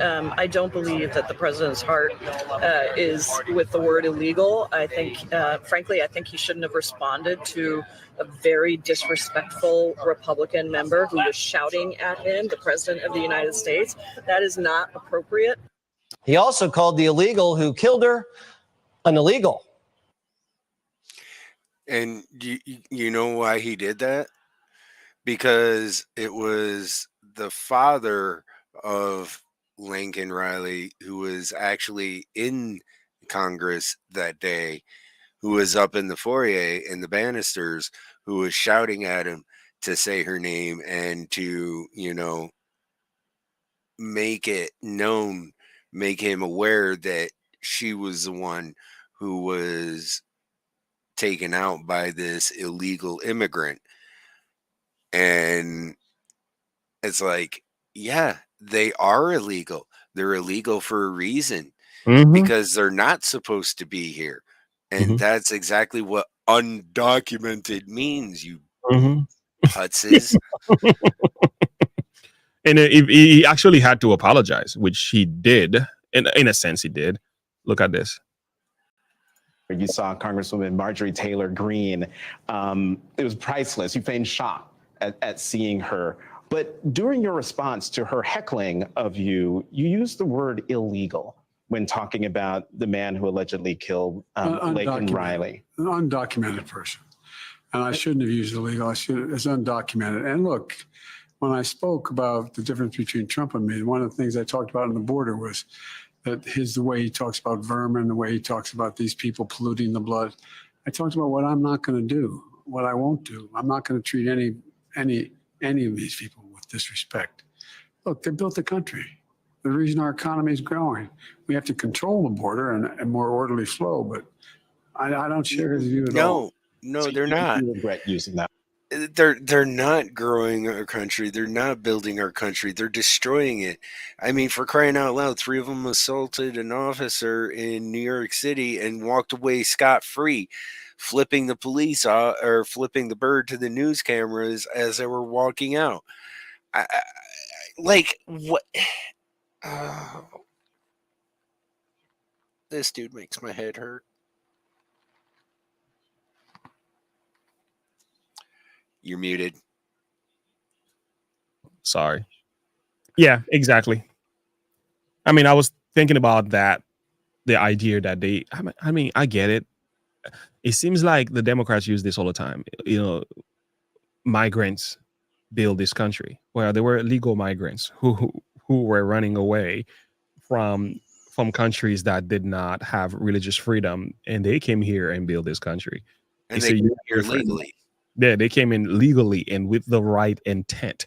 It's not exactly the same. It's the same argument being used. Black people build this country. Where there were black slaves who did a whole lot of work in this country and, you know, and contributed to the economy of this country, but that doesn't mean they build the country. It's only a half truth. I think we need to be fair. And before that, there was Irish slaves. Yeah, yeah. How come they don't get any praise and honor? Hello. But yet you don't hear us whining about reparations. You know, that's not a thing. You know, I mean, it's just so hypocritical that these people think they're all that in a bag of chips, want to sit here and complain and complain and complain. It's like, you know what? Yeah, your ancestors had it hard, but let me put it to you this way. I ain't ever owned anyone, and you ain't ever picked no cotton. End of discussion. Exactly. You've been saying the same thing for a while. And that's exactly what it is. To me, it's just that, yeah. Ends of discussion. Listen, I listened to this guy. Remember the guy Allison that we had, that one black guy that spoke with Tucker Carlson at one time about BLM? Oh, yeah. Yeah. Brother. And I think that's a different discussion. He said that slavery was a choice. But when he said it, I said, bro, you gotta be crazy. But what he went on to say after that to prove his point, I was like, okay, brother, you got me. Because the way he explained it in such a way, by the time he's done with you, you're like, oh my Lord, they did not have to remain slaves. No. They actually remained slave because they chose to be slave. They did not believe. And he explained why they did not believe, why they chose. Bruh, that's a whole nother discussion. And that will make a lot of even today, a lot of them still choose to be slaves. It's just a different plantation. It's plantation mine. Mentally. Yeah. All right, let's have her finish. And then I gotta run upstairs to grab something quick. There's no doubt we're at a crossroads, and it doesn't have to be this way. We all feel it. But here's the good news. We, the people, are still in the driver's seat. We get to decide whether our future will grow brighter or whether we'll settle for an America in decline. Well, I know which choice our children deserve, and I know the choice the Republican Party is fighting for. We are the party of hard-working parents and families, and we want to give you and your children the opportunities to thrive. And we want families to grow. It's why we strongly support continued nationwide access to in vitro fertilization. We want to help loving moms and dads bring precious life into this world. Wesley and I believe there is no greater blessing in life than our children. And that's why tonight, I want to make a direct appeal to the parents out there, and in particular to my fellow moms, many of whom I know will be up tossing and turning at 2 a.m., wondering how you're going to be in 3 places at once and then somehow still get dinner on the table. First of all, we see you, we hear you, and we stand with you. I know you're frustrated. I know you're probably disgusted by most of what you see going on in Washington, and I'll be really honest with you, you're not wrong for feeling that way. Look, I get it. The task in front of us isn't an easy one, but I can promise you one thing. It is worth it. So I am asking you, for the sake of your kids and your grandkids, get into the arena. Every generation has been called to do hard things. American greatness rests in the fact that we always answer that call. It's who we are. Never forget, we are steeped in the blood of patriots who overthrew the most powerful empire in the world. We walk in the footsteps of pioneers who tamed the wild. We now carry forward the same flame of freedom as the liberators of an oppressed Europe. We continue to draw courage from those who bent the moral arc of the universe. And when we gaze upon the heavens, never forget that our DNA contains the same ingenuity that put man on the moon. America has been tested before, and every single time we've emerged unbowed and unbroken. Our history has been written with the grit of men and women who got knocked down. But we know their stories because they did not stay down. We are here because they stood back up. So now it's our turn, our moment to stand up and prove ourselves worthy of protecting the American dream. Together, we can reawaken the heroic spirit of a great nation. Because America, we don't just have a rendezvous with destiny. We take destiny's hand and we lead it. Our future starts around kitchen tables just like this, with moms and dads just like you. And you are why I believe with every fiber of my being that despite the current state of our union, our best days are still ahead.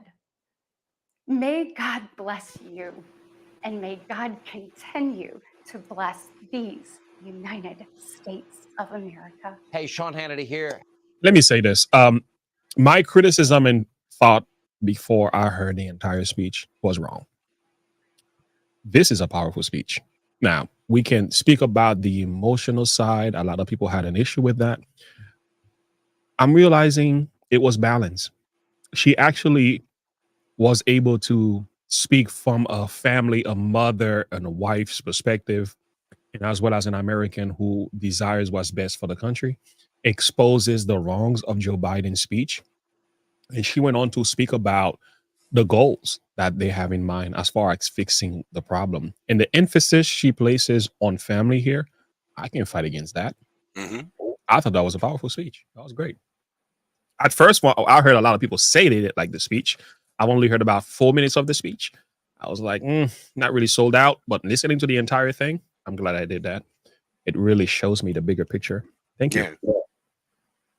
Yeah, it really is. She definitely gave a powerful speech. Yeah, from the heart, especially from the heart. And if anybody knows, when you're from the South, when she says "bless your heart,"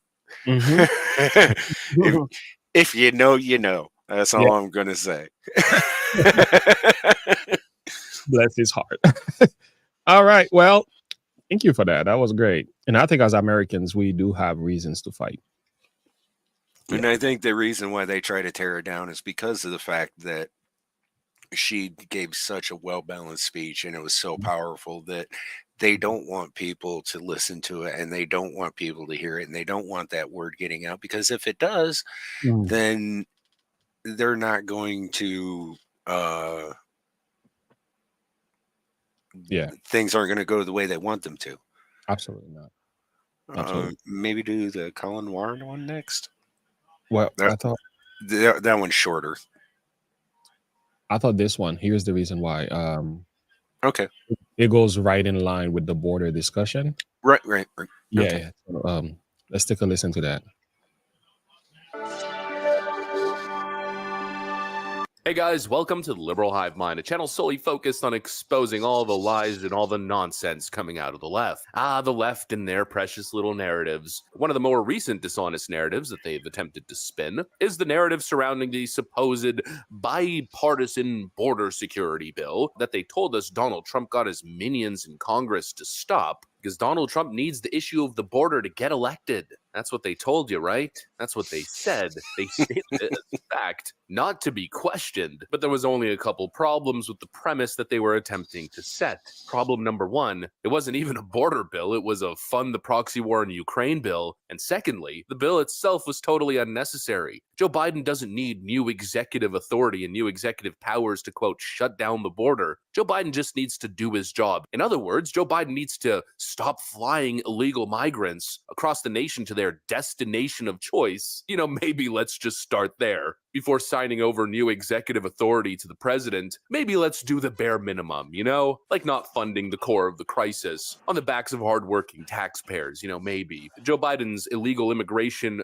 voter importing scheme, his little racket, once again gets exposed by two absolute base chads that I'm sure you guys are aware of. We've got Sheriff Grady Judd from Florida and former ICE Director Tom Homan, arguably two of the coolest guys to ever exist, and I'm not saying that just to say it, I mean it. We got some stuff to get into, so let's roll the tape. All right, folks, so I'm sure you guys have seen this guy before. You don't even really need to be involved in the realm of politics to know who this guy is. This is Sheriff Grady Judd. He's the most viral sheriff. You've probably seen his clips before. Well, here he is, revealing how the US federal government is providing unlimited plane tickets to illegals for free to any destination in the United States, and supposedly also trafficking women directly into the sex trade. Take a look at this. And what this is, and I want everybody to see it clearly, federal policy drives illegal immigrant crime and victimization. And that's the focus, other than our victims of human trafficking. Listen, folks, I want to introduce you to Andres Gill, okay? Here's this guy. He's also on this board, but get a look at him for a second.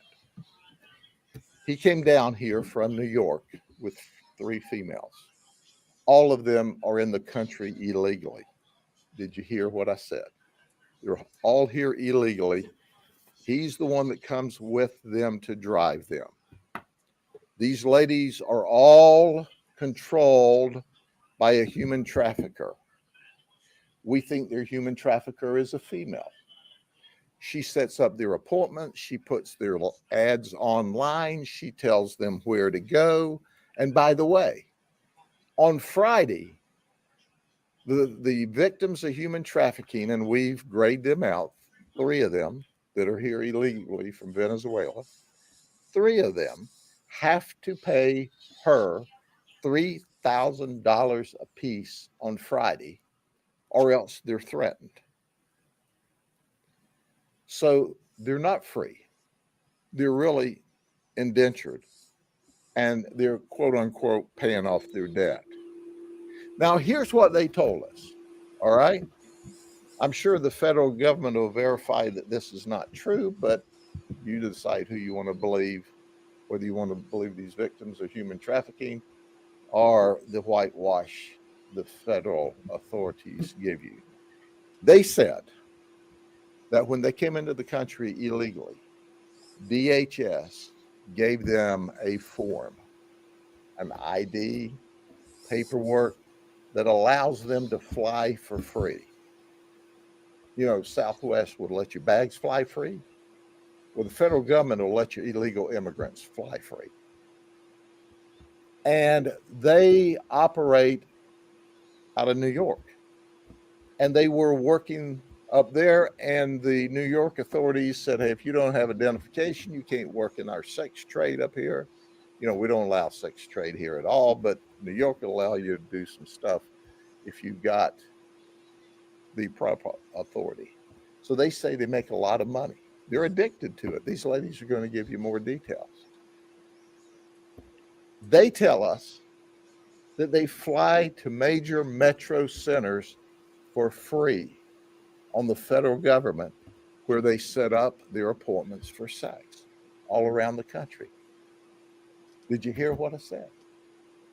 Listen, folks, If they don't pay $3,000 a piece on Friday, they're in trouble. The human trafficker sets up the deal. Hey, this deal is just outside of Tampa. They say they show this ID, this card, this paper, they fly for free down here. Then they fly back.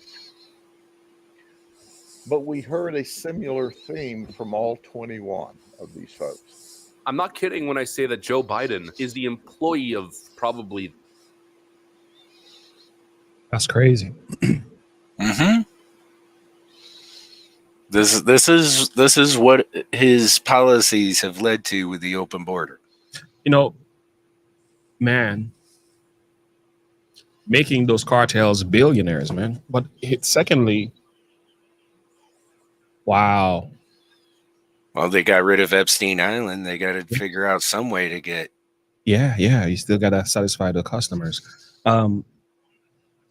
That is really messed up because these women now, and I heard a recent news where they were saying a lot of children coming or gone missing, somewhere over 5,000 of them.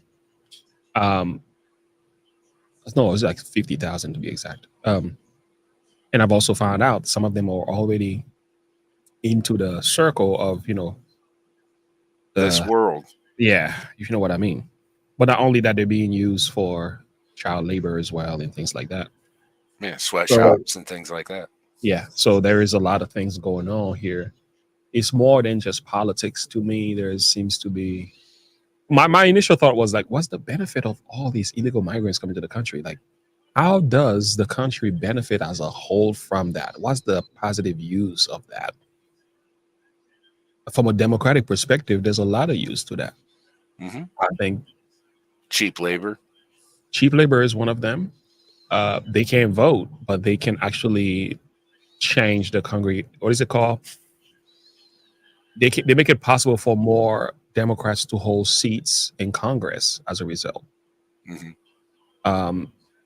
There's more to it as well. So cheap labor, gerrymandering. Gerrymandering.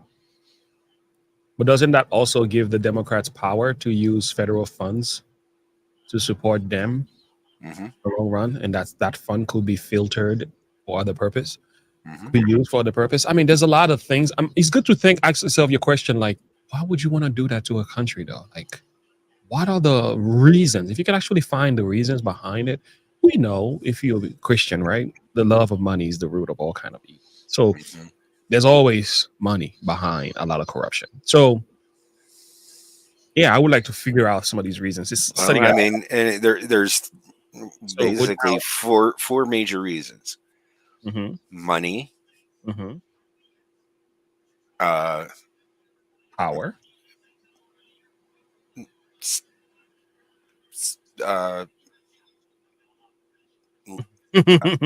I'm trying to figure out a nice way to say this without being too brash.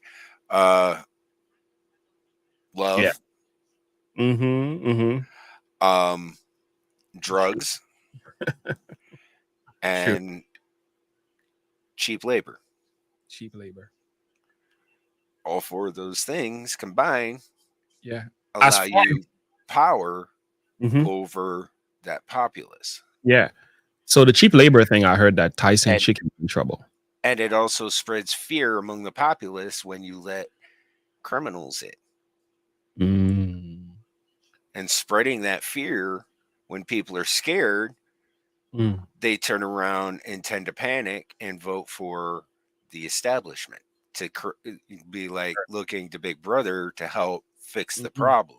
And more power is given to them that way as well. All right. Good point. I know he's going to go off. I'm ready to see what he does. Which is not what our founding fathers intended. That's why we have the Second Amendment. Exactly. So I am for mass deportation in that regard. Yeah. All right. Let's take a listen. The decade, for Pete's sakes, the greatest employee in the history of the cartels. He is the cartel's favorite. That's why illegal immigrants show up at the border wearing Joe Biden t-shirts like this guy. Es el presidente y la vicepresidenta de los Estados Unidos. Pero entonces ya lo traigo aquí para que me dejen entrar.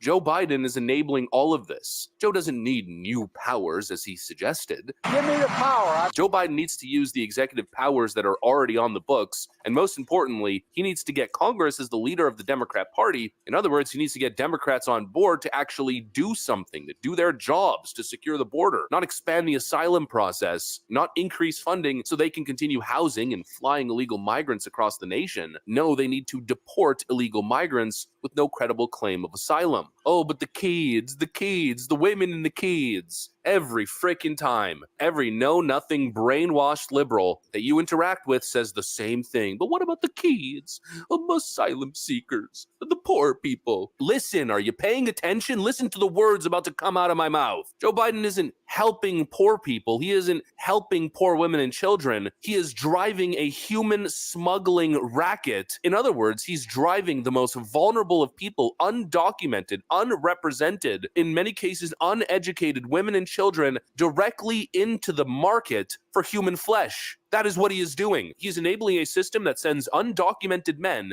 into a life of almost indentured servitude, working illegally in a nation, and in many cases sending women and children directly into human trafficking cartels. Wow. And the reason they didn't bring HR2 to a vote for the border is because there was more funding for Ukraine and other countries than there was for the border.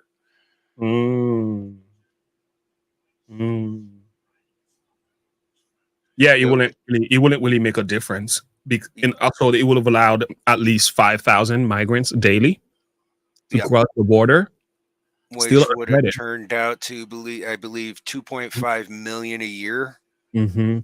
And Senator, no, not Senator, what's his name? Mayorkas, who is responsible for the border, who'll have that power to determine when to close things daily and so on. It would actually empower Democrats than anything. He would not have fixed anything. Yeah. It wouldn't have done anything. They don't need it would have made things worse and gave more funding to Ukraine. They don't need that. Joe Biden can actually literally take a pen right now and close the border. He could do it. That's just how like Trump did. That's how Trump did it, and that's how Joe Biden undid it. And if he wants to do it again, he actually has the power right now to do it. He has the power as a president to do it. He doesn't need Senate, none of that. He doesn't need power from anybody to do it. It's actually a fake outrage when they say that. Mm-hmm.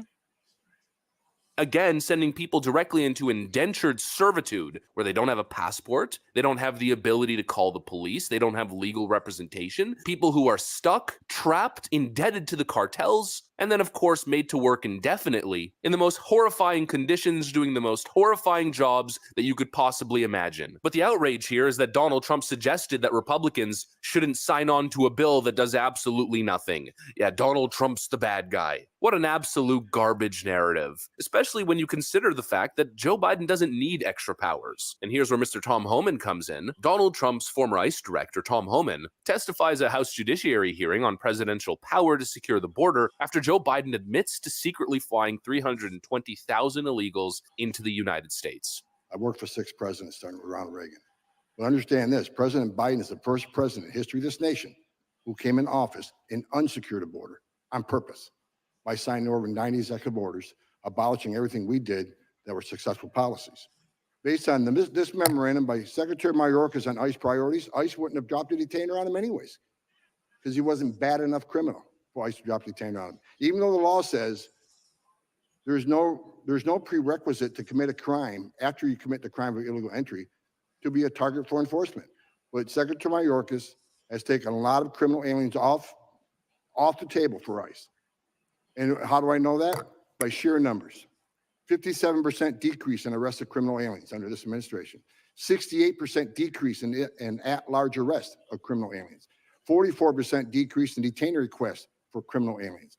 67% decrease in deportations of criminal aliens. 55% decrease in immigration-related criminal convictions. This administration wanted to secure the border. They've had 3 years to take action. Why do they wait now? There must be an election coming up.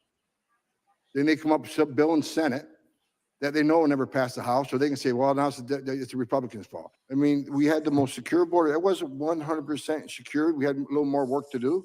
We had more wall to finish, but it was the most secure border based on data DHS's own data than we've ever seen. And we went from the most secure border to historic, never seen before illegal alien encounters. That's just a fact. 3.2 million encounters last year. That is first year under President Biden, historic record. Second year, he broke his own historic record. Third year, he broke both those 2 years of historic records. We never seen anything like this. The president has the ability. That's crazy. That's crazy. Yeah, I love when people speak straight like that. I mean, that's how I like to hear my truth, man. All right. Just shoot straight. Yeah. No sugar code, please. Give it to me straight. Wow.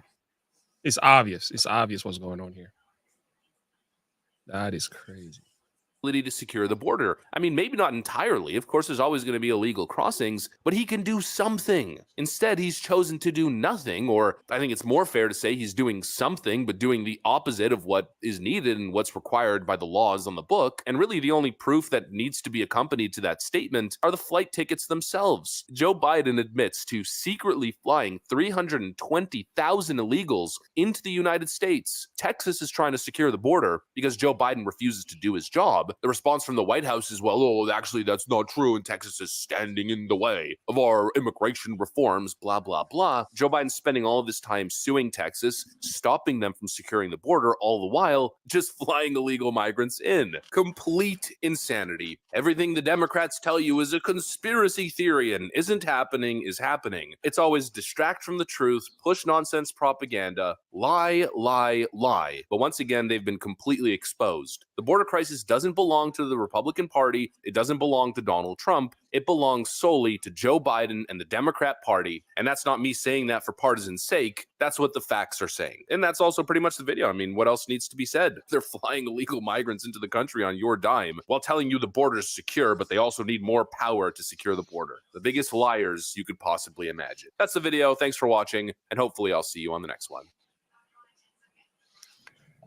So my thought is, you are to really hate the United States of America to be doing that.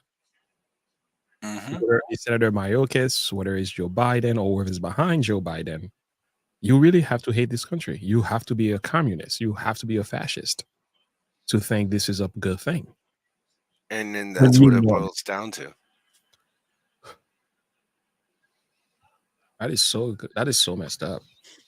Because they want to bring the United States in line with the world agenda. And they see that the people aren't following that agenda.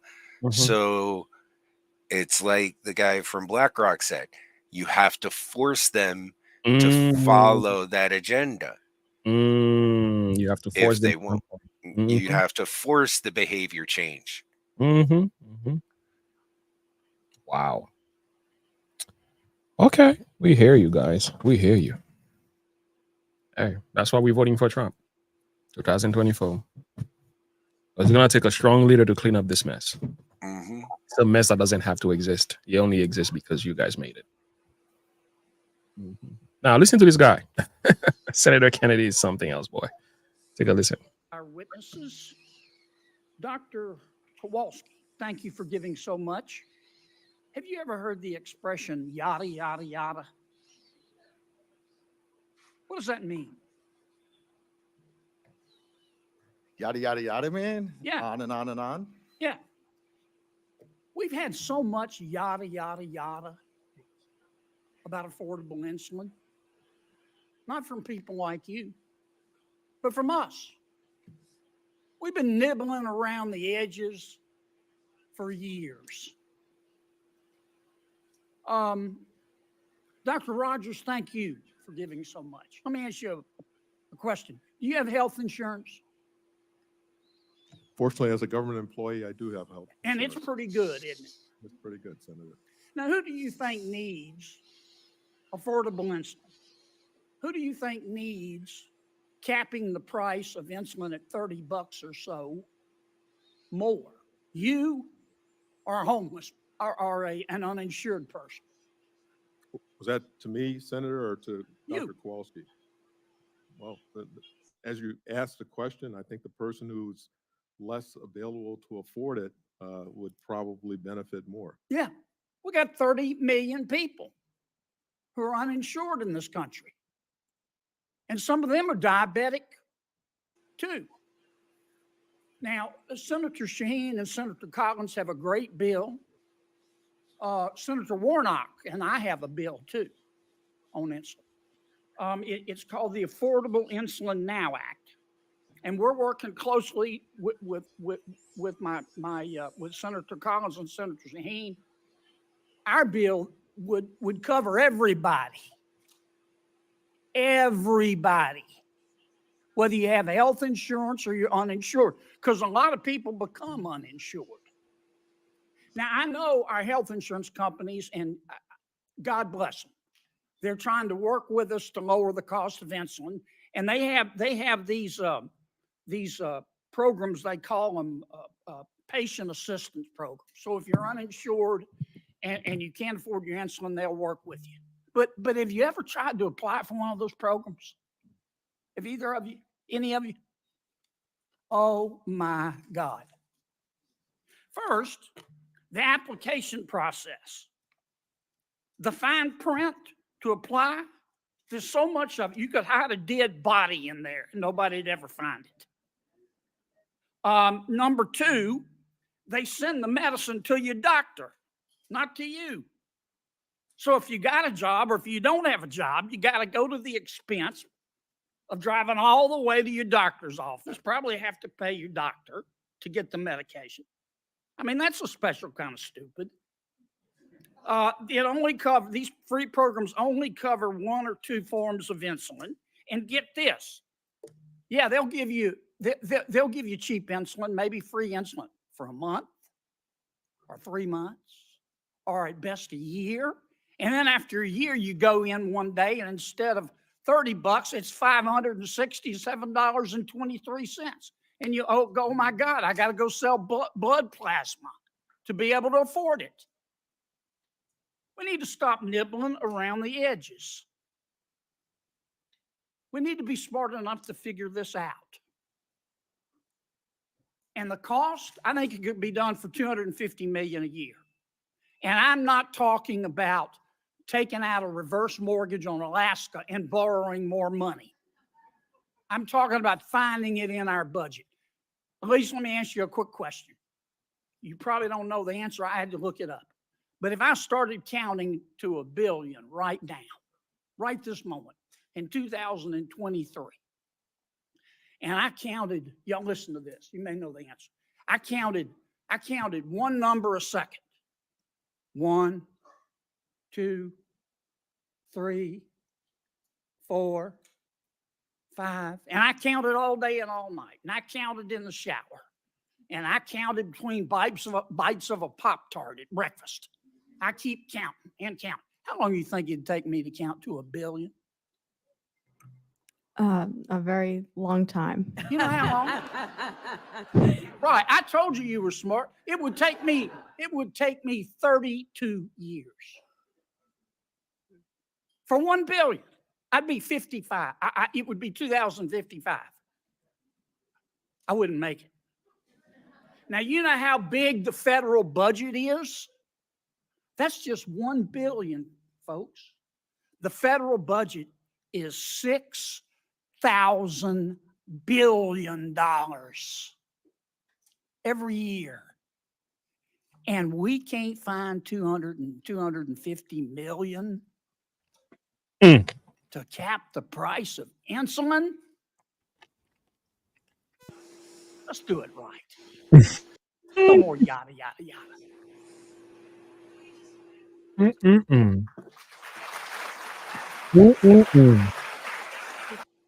Facts. Don't get me wrong, Kennedy, he talks a big game and he says a lot of good things, but sometimes he votes. His voting record, not very impressive. Mm-hmm. That's a problem. So, okay.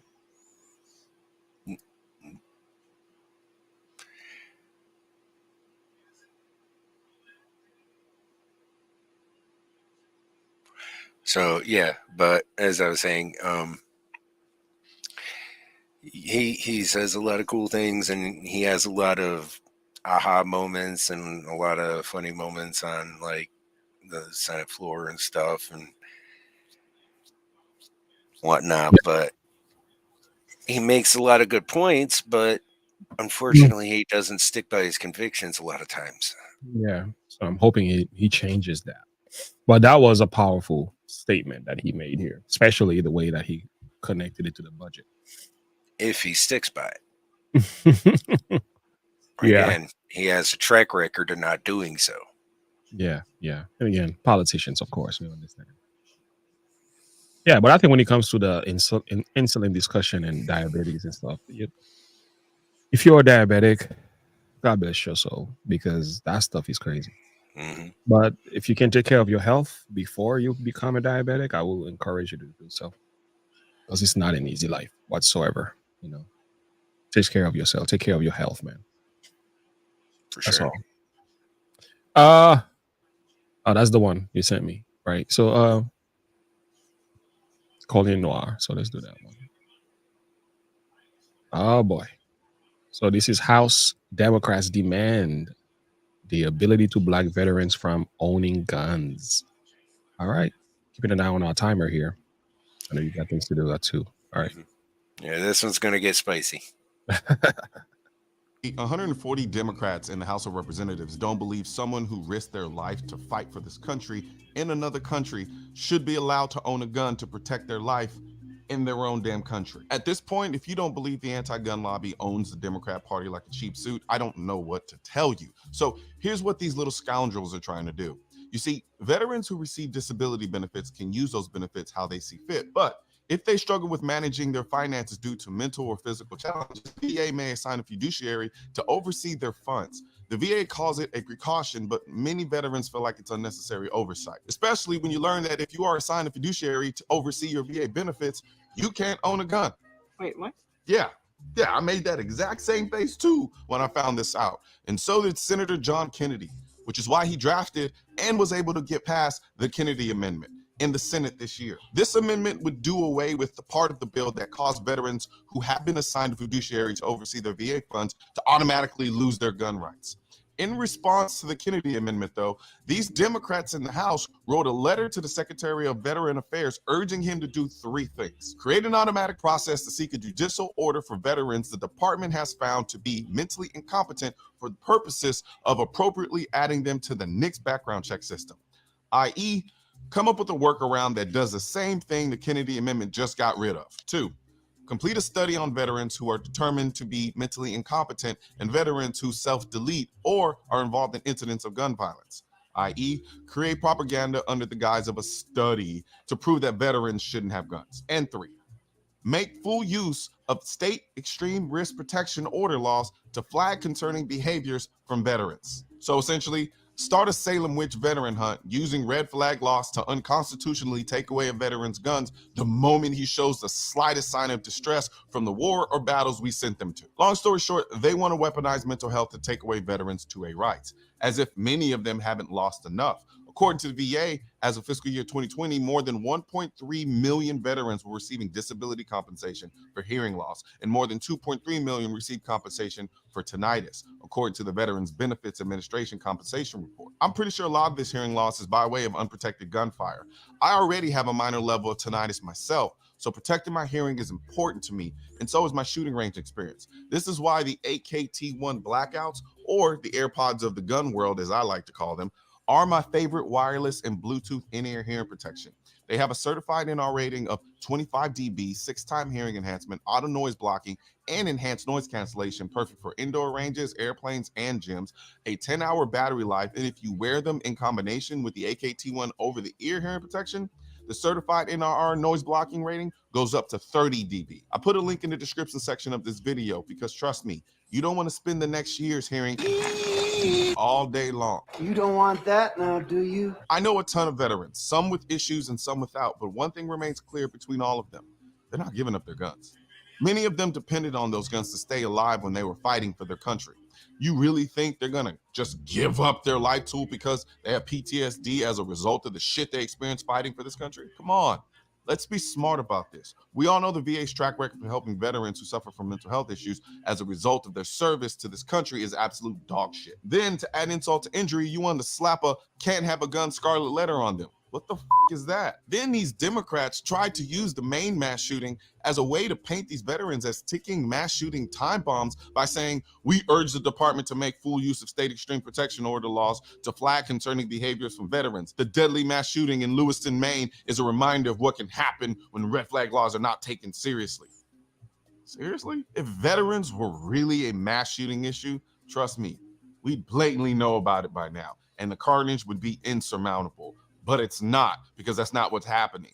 You don't go fight for your country just to come back and kill the people you were fighting for. And you don't use an extremely infrequent anecdotal event to typecast an entire group of people who fought for this country. Yes, the number of veterans who self-delete is atrocious. So instead of writing 4-page Aaliyah letters begging the VA to come up with new ways to take guns from veterans, how about y'all write a letter focusing on fixing the shortcomings of the VA when it comes to dealing with the mental health issues of veterans? We live in the most modern era known to man, and we've been going to war since that one guy killed his brother because God liked his brother better than him. And we still haven't figured out how to effectively treat PTSD and other mental health issues resulting from service in the military without treating our veterans like lepers. Come on, we're better than that. It doesn't take a genius to know that all this will do is make veterans that need it the most avoid getting the help. With all of the time and money you all have spent coming up with cute ways to restrict 2A rights, you could have come up with effective ways to treat the underlying issues. But when you're bought and paid for by the anti-gun lobby, everything, even the trauma some of our veterans have faced, looks like something to exploit for more gun control. Now, before you clicked off this video and go check out those ear pro that I was talking about earlier, I want you to do me a favor and click that subscribe button, and then you'll see a bell symbol. Hit that bell symbol. There'll be a drop-down menu. Click the all, and you're good to go. That'll let you know anytime I post a video on my channel. And don't forget to leave a comment, like the video, and tell me what you think about what these Democrats in the House are trying to do to the veterans of this country. These Dems are crazy, man. Mm-hmm. Like, you're a veteran. That comes close. Well, you? Yeah, that's one reason why I wanted to bring this up. Because I'll tell you what, I don't care what they try to say and what they try to do, this ain't gonna work. ain't no veteran I know that's gonna allow this to happen. Nope. It's just not. Yeah, I hope your weapon is your friend.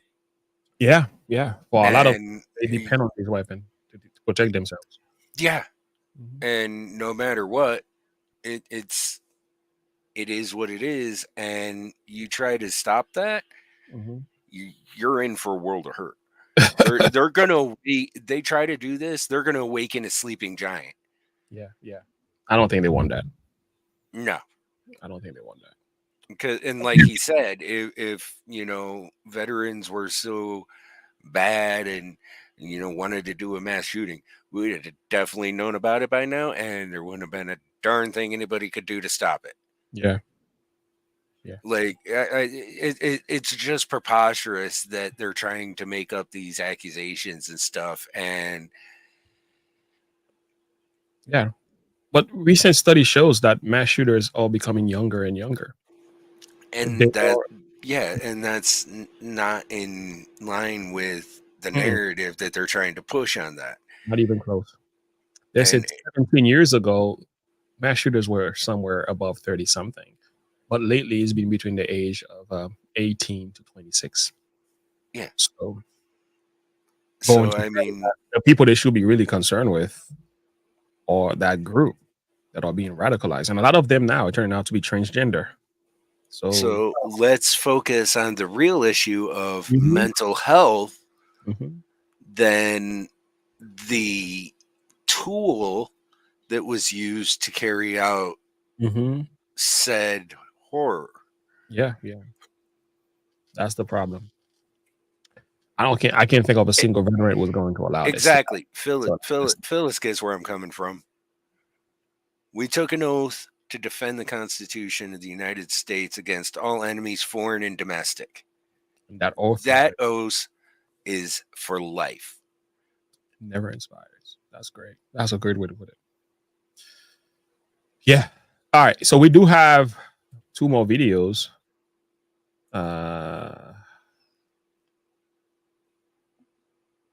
Yeah, I mean, you let me know which one you would like. Let me put that on my screen. We have the Letitia James video. That's 15 minutes long. And we also have that long speech.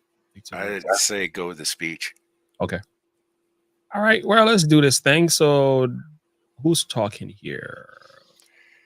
This is Admiral William McBraven. Okay. He was he's an admiral from a Navy SEAL. He's come up from Navy SEALs. Powerful speech.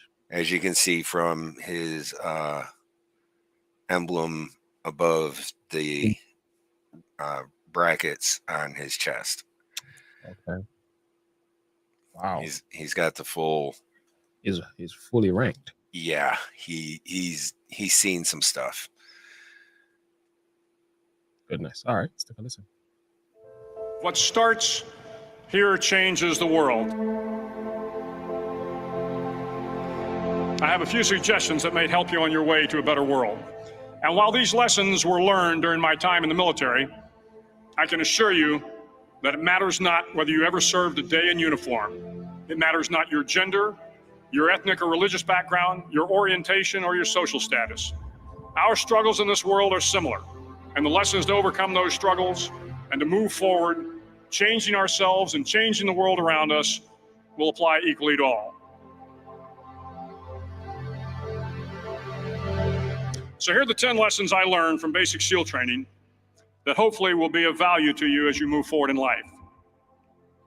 Every morning in SEAL training, my instructors, who at the time were all Vietnam veterans, would show up in my barracks room, and the first thing they'd do was inspect my bed.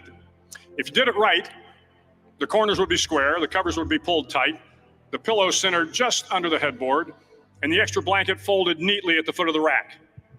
It was a simple task, mundane at best, but every morning we were required to make our bed to perfection. It seemed a little ridiculous at the time, particularly in light of the fact that we were aspiring to be real warriors, tough, battle-hardened SEALs. But the wisdom of this simple act has been proven to me many times over. If you make your bed every morning, you will have accomplished the first task of the day. It will give you a small sense of pride, and it will encourage you to do another task, and another, and another. And by the end of the day, that one task completed will have turned into many tasks completed. Making your bed will also reinforce the fact that the little things in life matter. If you can't do the little things right, you'll never be able to do the big things right. And if by chance you have a miserable day, you will come home to a bed that is made, that you made. And a made bed gives you encouragement that tomorrow will be better. So if you want to change the world, start off by making your bed.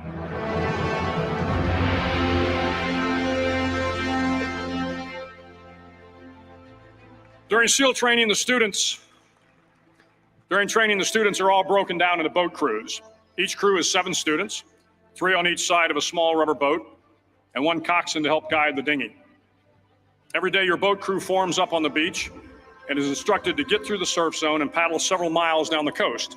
In the winter, the surf off San Diego can get to be 8 to 10 feet high, and it is exceedingly difficult to paddle through the plunging surf unless everyone digs in. Every paddle must be synchronized to the stroke count of the coxswain. Everyone must exert equal effort, or the boat will turn against the wave and be unceremoniously dumped back on the beach. For the boat to make it to its destination, everyone must paddle. You can't change the world alone. You will need some help. And to truly get from your starting point to your destination takes friends, colleagues, the goodwill of strangers, and a strong coxswain to guide you. If you want to change the world, find someone to help you paddle. Over a few weeks of difficult training, my SEAL class, which started with 150 men, was down to just 42. There were now 6 boat crews of 7 men each. I was in the boat with the tall guys, but the best boat crew we had was made up of the little guys, the Munchkin crew, we called them. No one was over 5'5". The Munchkin boat crew had 1 American Indian, 1 African American, 1 Polish American, 1 Greek American, 1 Italian American, and 2 tough kids from the Midwest. They out-paddled, outran, and outswam all the other boat crews. The big men in the other boat crews would always make good-natured fun of the tiny little flippers the Munchkins put on their tiny little feet prior to every swim. But somehow these little guys from every corner of the nation and the world always had the last laugh, swimming faster than everyone and reaching the shore long before the rest of us. SEAL training was a great equalizer. Nothing mattered but your will to succeed, not your color, not your ethnic background, not your education, not your social status. If you want to change the world, measure a person by the size of their heart, not by the size of their flippers. Several times a week, the instructors would line up the class and do a uniform inspection. It was exceptionally thorough. Your hat had to be perfectly starched, your uniform immaculately pressed, your belt buckle shiny and void of any smudges. But it seemed that no matter how much effort you put into starching your hat or pressing your uniform or polishing your belt buckle, it just wasn't good enough. The instructors would find something wrong. For failing uniform inspection, the student had to run fully clothed into the surf zone, then wet from head to toe, roll around on the beach until every part of your body was covered with sand. The effect was known as a sugar cookie. You stayed in the uniform the rest of the day, cold, wet, and sandy. There were many a student who just couldn't accept the fact that all their efforts were in vain, that no matter how hard they tried to get the uniform right, it went unappreciated. Those students didn't make it through training. Those students didn't understand the purpose of the drill. You were never going to succeed. You were never going to have a perfect uniform. The instructors weren't going to allow it. Sometimes, no matter how well you prepare or how well you perform, you still end up as a sugar cookie. It's just the way life is sometimes. If you want to change the world, get over being a sugar cookie and keep moving forward. Every day during training, you were challenged with multiple physical events, long runs, long swims, obstacle courses, hours of calisthenics, something designed to test your mettle. Every event had standards, times you had to meet. If you failed to meet those times, those standards, your name was posted on a list. And at the end of the day, those on the list were invited to a circus.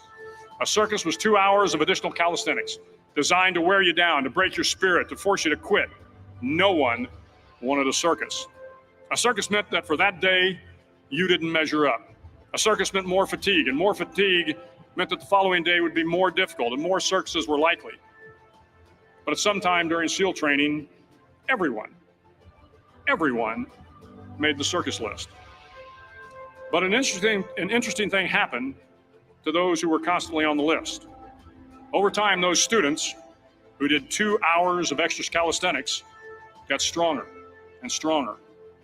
The pain of the circuses built inner strength and physical resiliency. Life is filled with circuses. You will fail. You will likely fail often. It will be painful. It will be discouraging. At times, it will test you to your very core. But if you want to change the world, don't be afraid of the circuses. At least twice a week, the trainees were required to run the obstacle course. The obstacle course contained 25 obstacles, including a 10-foot wall, a 30-foot cargo net, a barbed wire crawl, to name a few. But the most challenging obstacle was the slide for life. It had a 3-level, 30-foot tower at one end and a 1-level tower at the other. In between was a 200-foot-long rope. You had to climb the 3-tiered tower, and once at the top, you grabbed the rope, swung underneath the rope, and pulled yourself hand over hand until you got to the other end. The record for the obstacle course had stood for years when my class began in 1977. The record seemed unbeatable until one day a student decided to go down the slide for life head first. Instead of swinging his body underneath the rope and inching his way down, he bravely mounted the top of the rope and thrust himself forward. It was a dangerous move, seemingly foolish and fraught with risk. Failure could mean injury and being dropped from the course. Without hesitation, the student slid down the rope perilously fast. Instead of several minutes, it only took him half that time.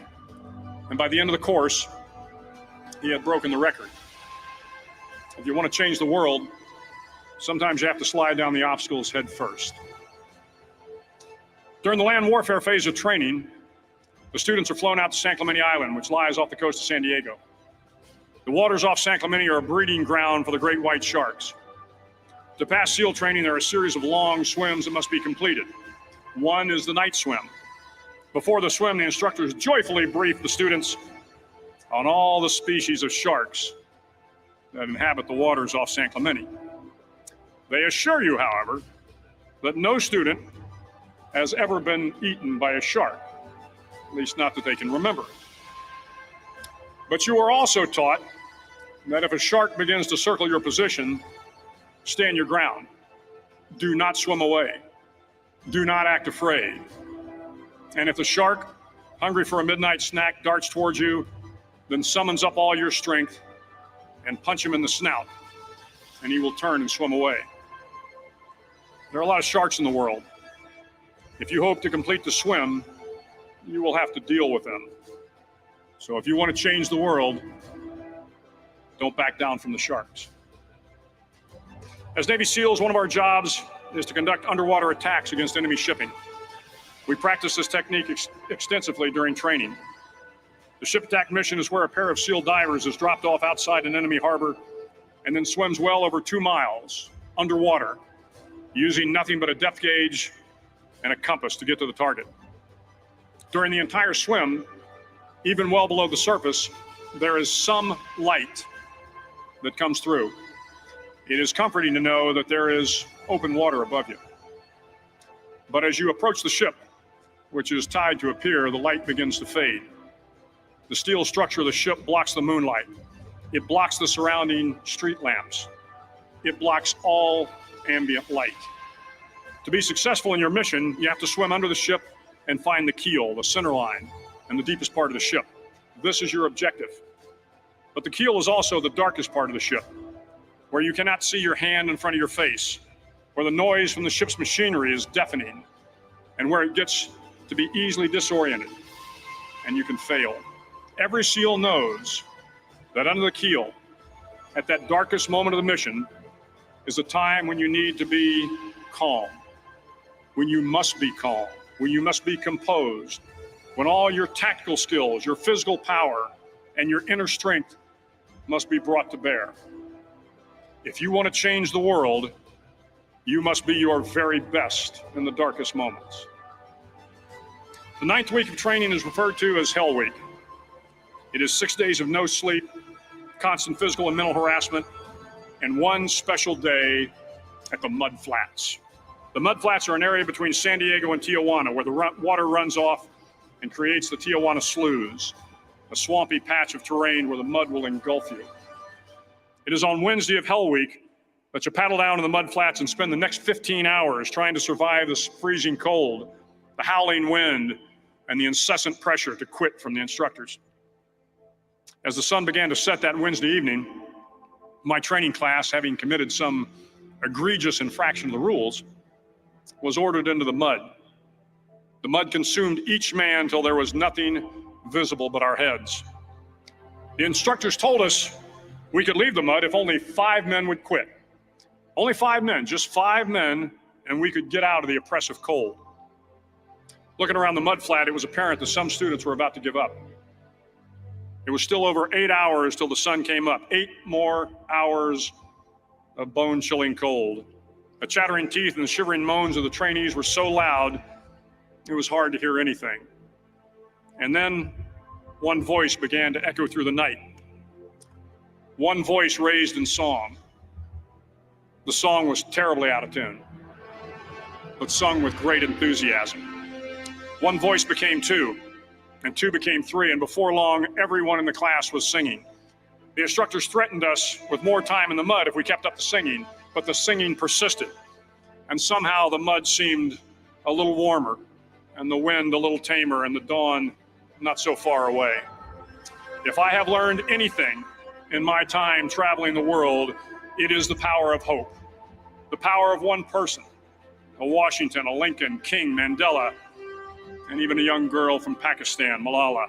One person can change the world by giving people hope. So if you want to change the world, start singing when you're up to your neck in mud. Finally, in SEAL training, there's a bell. A brass bell that hangs in the center of the compound for all the students to see. All you have to do to quit is ring the bell. Ring the bell, and you no longer have to wake up at 5 o'clock. Ring the bell, and you no longer have to be in the freezing cold swims. Ring the bell, and you no longer have to do the runs, the obstacle course, the PT, and you no longer have to endure the hardships of training. All you have to do is ring the bell to get out. If you want to change the world, don't ever, ever ring the bell. It will not be easy. Start each day with a task completed. Find someone to help you through life. Respect everyone. Know that life is not fair and that you will fail often. But if you take some risks, step up when the times are the toughest, face down the bullies, lift up the downtrodden, and never, ever give up. If you do these things, the next generation and the generations that follow will live in a world far better than the one we have today. And what started here will indeed have changed the world for the better. Thank you very much.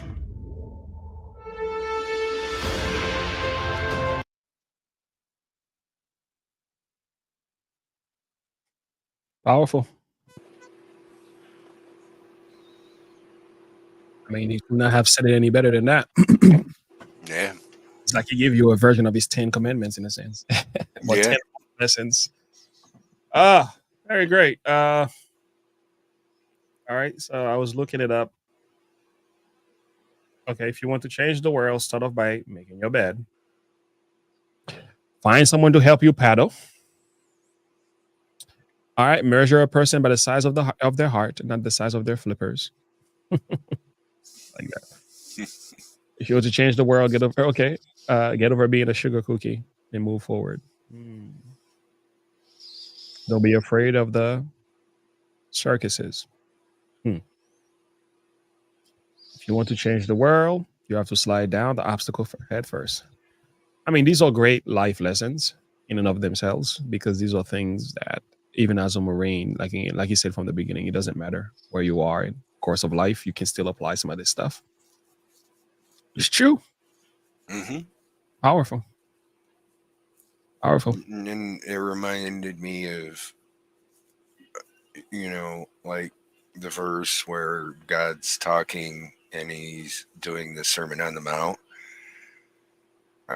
Maybe it's not the Sermon on the Mount. For all those who are heavy burdened, take my yoke upon thee, for it is light. Okay, there you go. Come unto me, all ye that are labor and heavy and are heavy laden, and I will give ye rest. Take my yoke upon you and learn of me, for I am meek and lowly in my heart, and ye shall find rest unto your souls. For my yoke is easy and my burden is light. I'd make that number 11, because of all the things he spoke of, which are great, this in conjunction with that gives you a whole picture. Yeah. But his speech addresses more what human can do for themselves. Which is not wrong. And then this brings in what Jesus can do for us. If we take all of that and do that for ourselves, and then take it to Jesus in prayer, this is what he does for us. Powerful. All right. Well, thank you for that. I thought this was great. Great speech, by the way. Yeah, I think your verse is on point. Well, guys, it's been real. We don't want to hold you any longer than that. It's been 2 hours and 30 minutes, which is the average time we usually spend together. I only have Darth Vader for a few more minutes. We might as well bring this thing up. Is there any prayer requests on the list that you want prayer for? I feel like praying for somebody today. In this crazy world, we need to be praying for each other. Definitely, Megan. Yeah, powerful speech indeed. Megan, pray for Megan. Mm-hmm. Okay, pray for Megan. So I'll wait for a few more people to put their requests down if they feel like it. For those of you who sat down, especially American Renaissance lady, sat down and hung out with us for 2-something hours. We're going to be praying for you as well. Those who stopped by and left, we're going to pray for them as well. Those who will be watching later on, we're praying for you.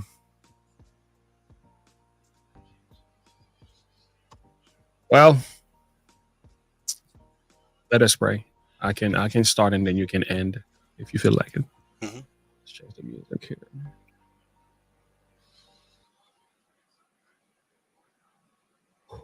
Lord, we thank you so much for the time we spent together here talking about these different issues. And at this moment, Father, we thank you for the powerful speech that we heard. Much more, we're asking for Jesus to come in our hearts, that we may follow into the light of truth. Father, forgive us for any sins we've committed, Lord. There are some who are listening right now, who are part of this live stream, who will be listening.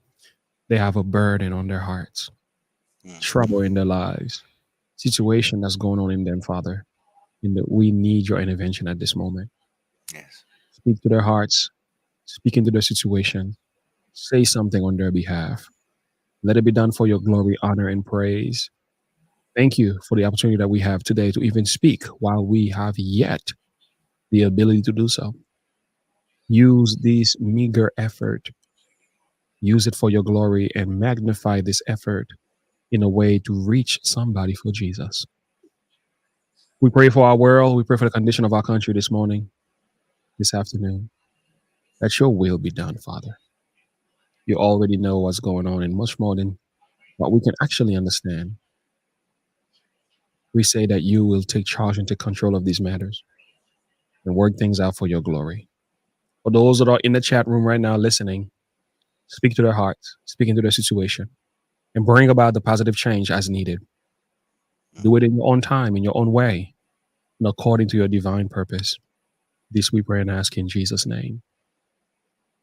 Amen. Amen. Whew. It's been real. Yes, sir. All right, my man. 2 Sundays again. Let's do it again. All right. Sounds good. All right. Thank you, everyone. Thank you for listening. Thanks for hanging out with us today. Thank you for joining us. All right. God bless. Have a good one. All right. Bye-bye. Bye.